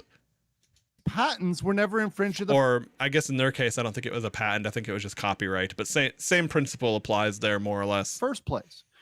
They argue that not only did they not infringe the patents, but the patents themselves are likely not even valid. If you look at the validity of these patents, some of them are ambiguous. They're kind of too broad. They're not in any way violating them on a technical basis. It's not something they have kind of technical exclusivity over, and they're violating that. So that's Palworld's defense, and they've been pretty consistent on that. And the other thing they've done, and which is brilliant, is they've changed the mechanics. And what this does is, while Palworld and Pokemon, both Japanese companies, may have a stronger case, Nintendo may have a stronger case in Japan under Japanese law, under US law, and mind you, the majority of the users for Palworld are in the United States. That's really what Nintendo wants, is to get them hit in the United States.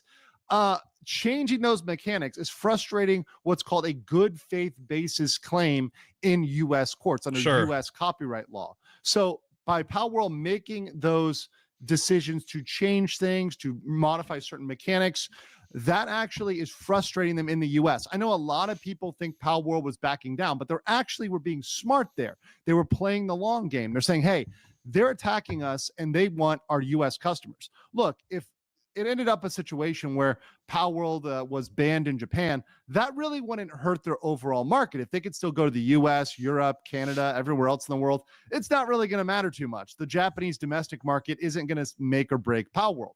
However, the US would. The US certainly would. So they frustrated them on that side. For better and worse, we are a gigantic market. So Pokemon had to counter that, because now their claims, their patent infringement claims are weak in their primary market. So they're saying, okay, let's try to change something up.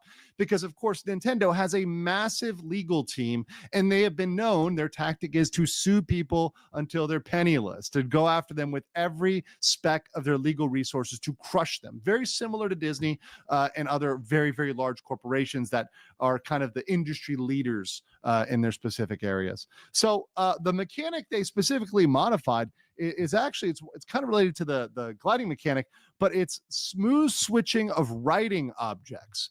So they went to the Japanese patent office recently and they changed the patent language regarding smooth switching of writing objects. Now, it's very interesting because they didn't make it more clear.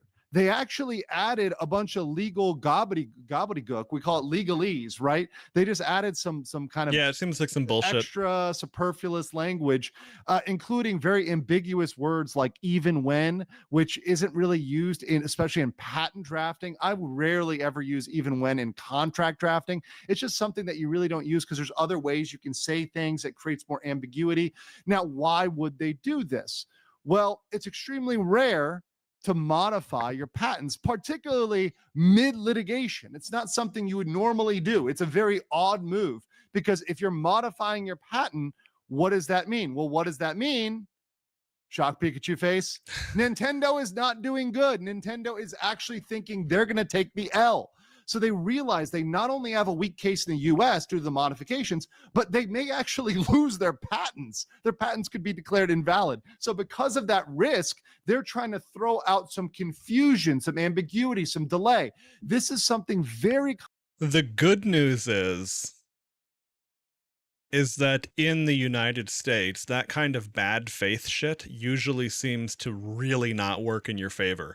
Like that kind of like the clearly bad-spirited, bad faith, but technically, you know, clearing the hurdle through some bullshit language you wrote yourself. That might work for them in Japan, generally does not work in your favor in America. So, you know, that here's to hoping on that, but I'm going to let the actual lawyer keep talking. Common in general as a litigation tactic, particularly if you have a lot of resources. What you try to do is win the procedural victory. Sometimes, let's say the smaller party has justice on their side. We're going to call that the substance of the law. The heart of the law is on the side of the small guy. It's on the side of the underdog. But the big guy has something the small guy doesn't have, and that's money. Yeah. And when you've got money, you can win a procedural victory. Often this happens by dragging out litigation so long it becomes costly for the person on the other side, the smaller party, and therefore they have to give up because they're literally being drained dry by litigation and they cannot do it any longer. Right. And that's what Pokemon is doing here. Now, I do think that Palworld so far has seen that they have the wherewithal to get through this and not try to settle it out or get something, you know, where they'd be in a bad position. I think Palworld may be able to fight this, but this is really bad news showing Nintendo doing this. It is an obvious intimidation tactic against small developers, indie developers, showing that Nintendo is committed to litigation and they will sue you all the way to Johto, right? If they feel like you are coming even close to anything Pokemon or their market share, or even going on PC with something that's Pokemon-esque, it's really something that they're flexing, saying, hey, look, small creators, indie devs, we will sue you, we will drain you, we will fight this out. You may not be a Palworld. Maybe Palworld will win, and this is actually looking like Palworld may very well win this. But small guys will still crush you. So Nintendo being Nintendo, very interesting. Let me know what you think in the comments below, and I will catch you on the next. Yeah, okay. No, that was interestingly enough, although that didn't cover exactly what I was looking for on the matter, it did actually wait. Gentlemen, we got him. Okay, that was part of his video. Even though that didn't cover exactly what I was curious about, it was a good video all the same. Because some of that nuance had been something that I wasn't aware of. Okay. Yeah, no, good stuff all the same. Here's the video for anyone that missed that. Okay. I had something on my mind and I can't remember what it was, but First things first, I gotta pee, and I'm gonna make more tea really quick as well too, because this cup here is empty. I guess when I come back, unless there's a video that I'm forgetting that I remember while I'm AFK, I wanted to check out a demo. I had a couple demos downloaded from the Tokyo Game Show shit from, I was going to play it yesterday or the day before and never got around to it. I don't know which one I'll play first because there's basically Anime Girl Armored Core, that's Doll's Nest. There's this game that's entirely in, like, even when you launch it, it's entirely in Japanese or Chinese. Don't even remember what this was, but it jumped out at me. Jotun Slayer is kind of action RPG-esque.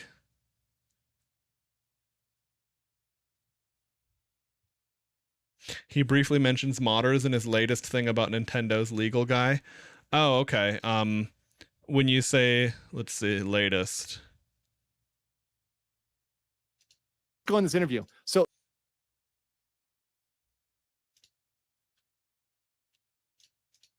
if you guys have never done this before, scroll down, show transcript. It gives you Control F for...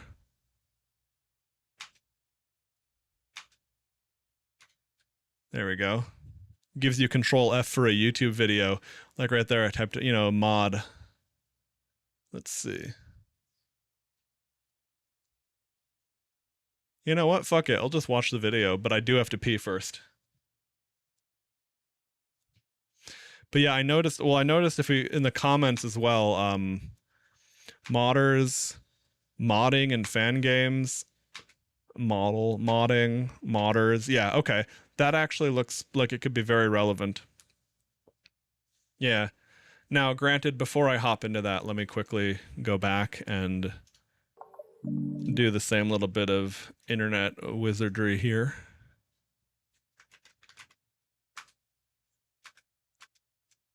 Oh, okay. Beat up on modders. Yeah, shit. This video looks very relevant too. All right. Okay. Well, we will either have more videos to watch or demos to hop into, depending on what I more feel like. But I gotta pee and I gotta make tea. So give me a couple minutes here and then we'll be back.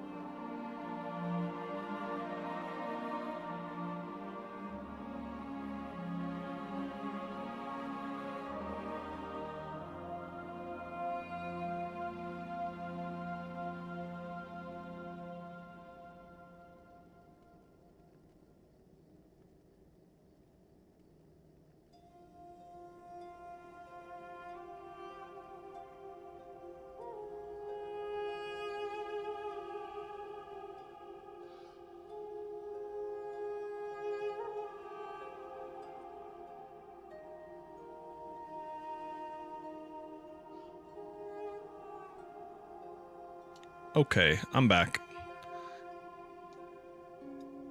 Made tea, went pee, had a snack.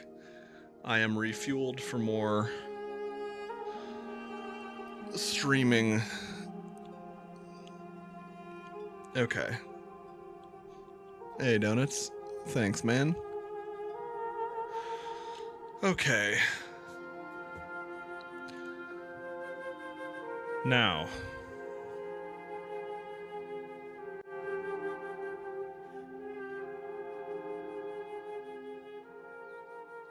There we go.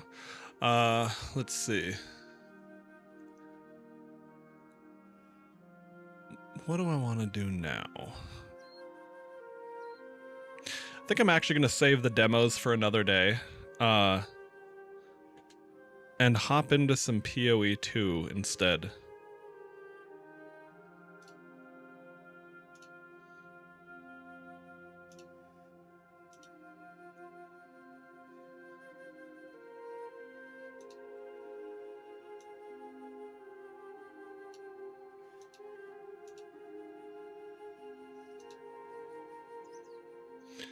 Okay, that should do it. Had to adjust something on the back end there. I wonder if I need an update for Exiled Exchange, because that gets patched all the time. Nope, sweet. I'm on the latest fork of that already. Update the item filter.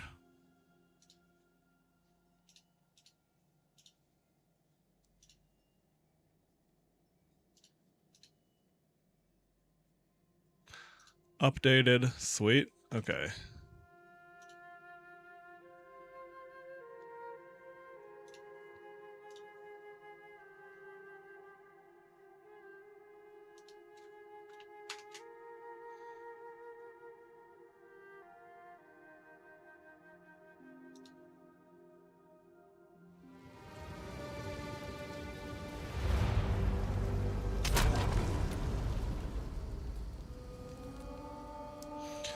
All right. Oh, hang on for some digital housekeeping here. How do I want to do this?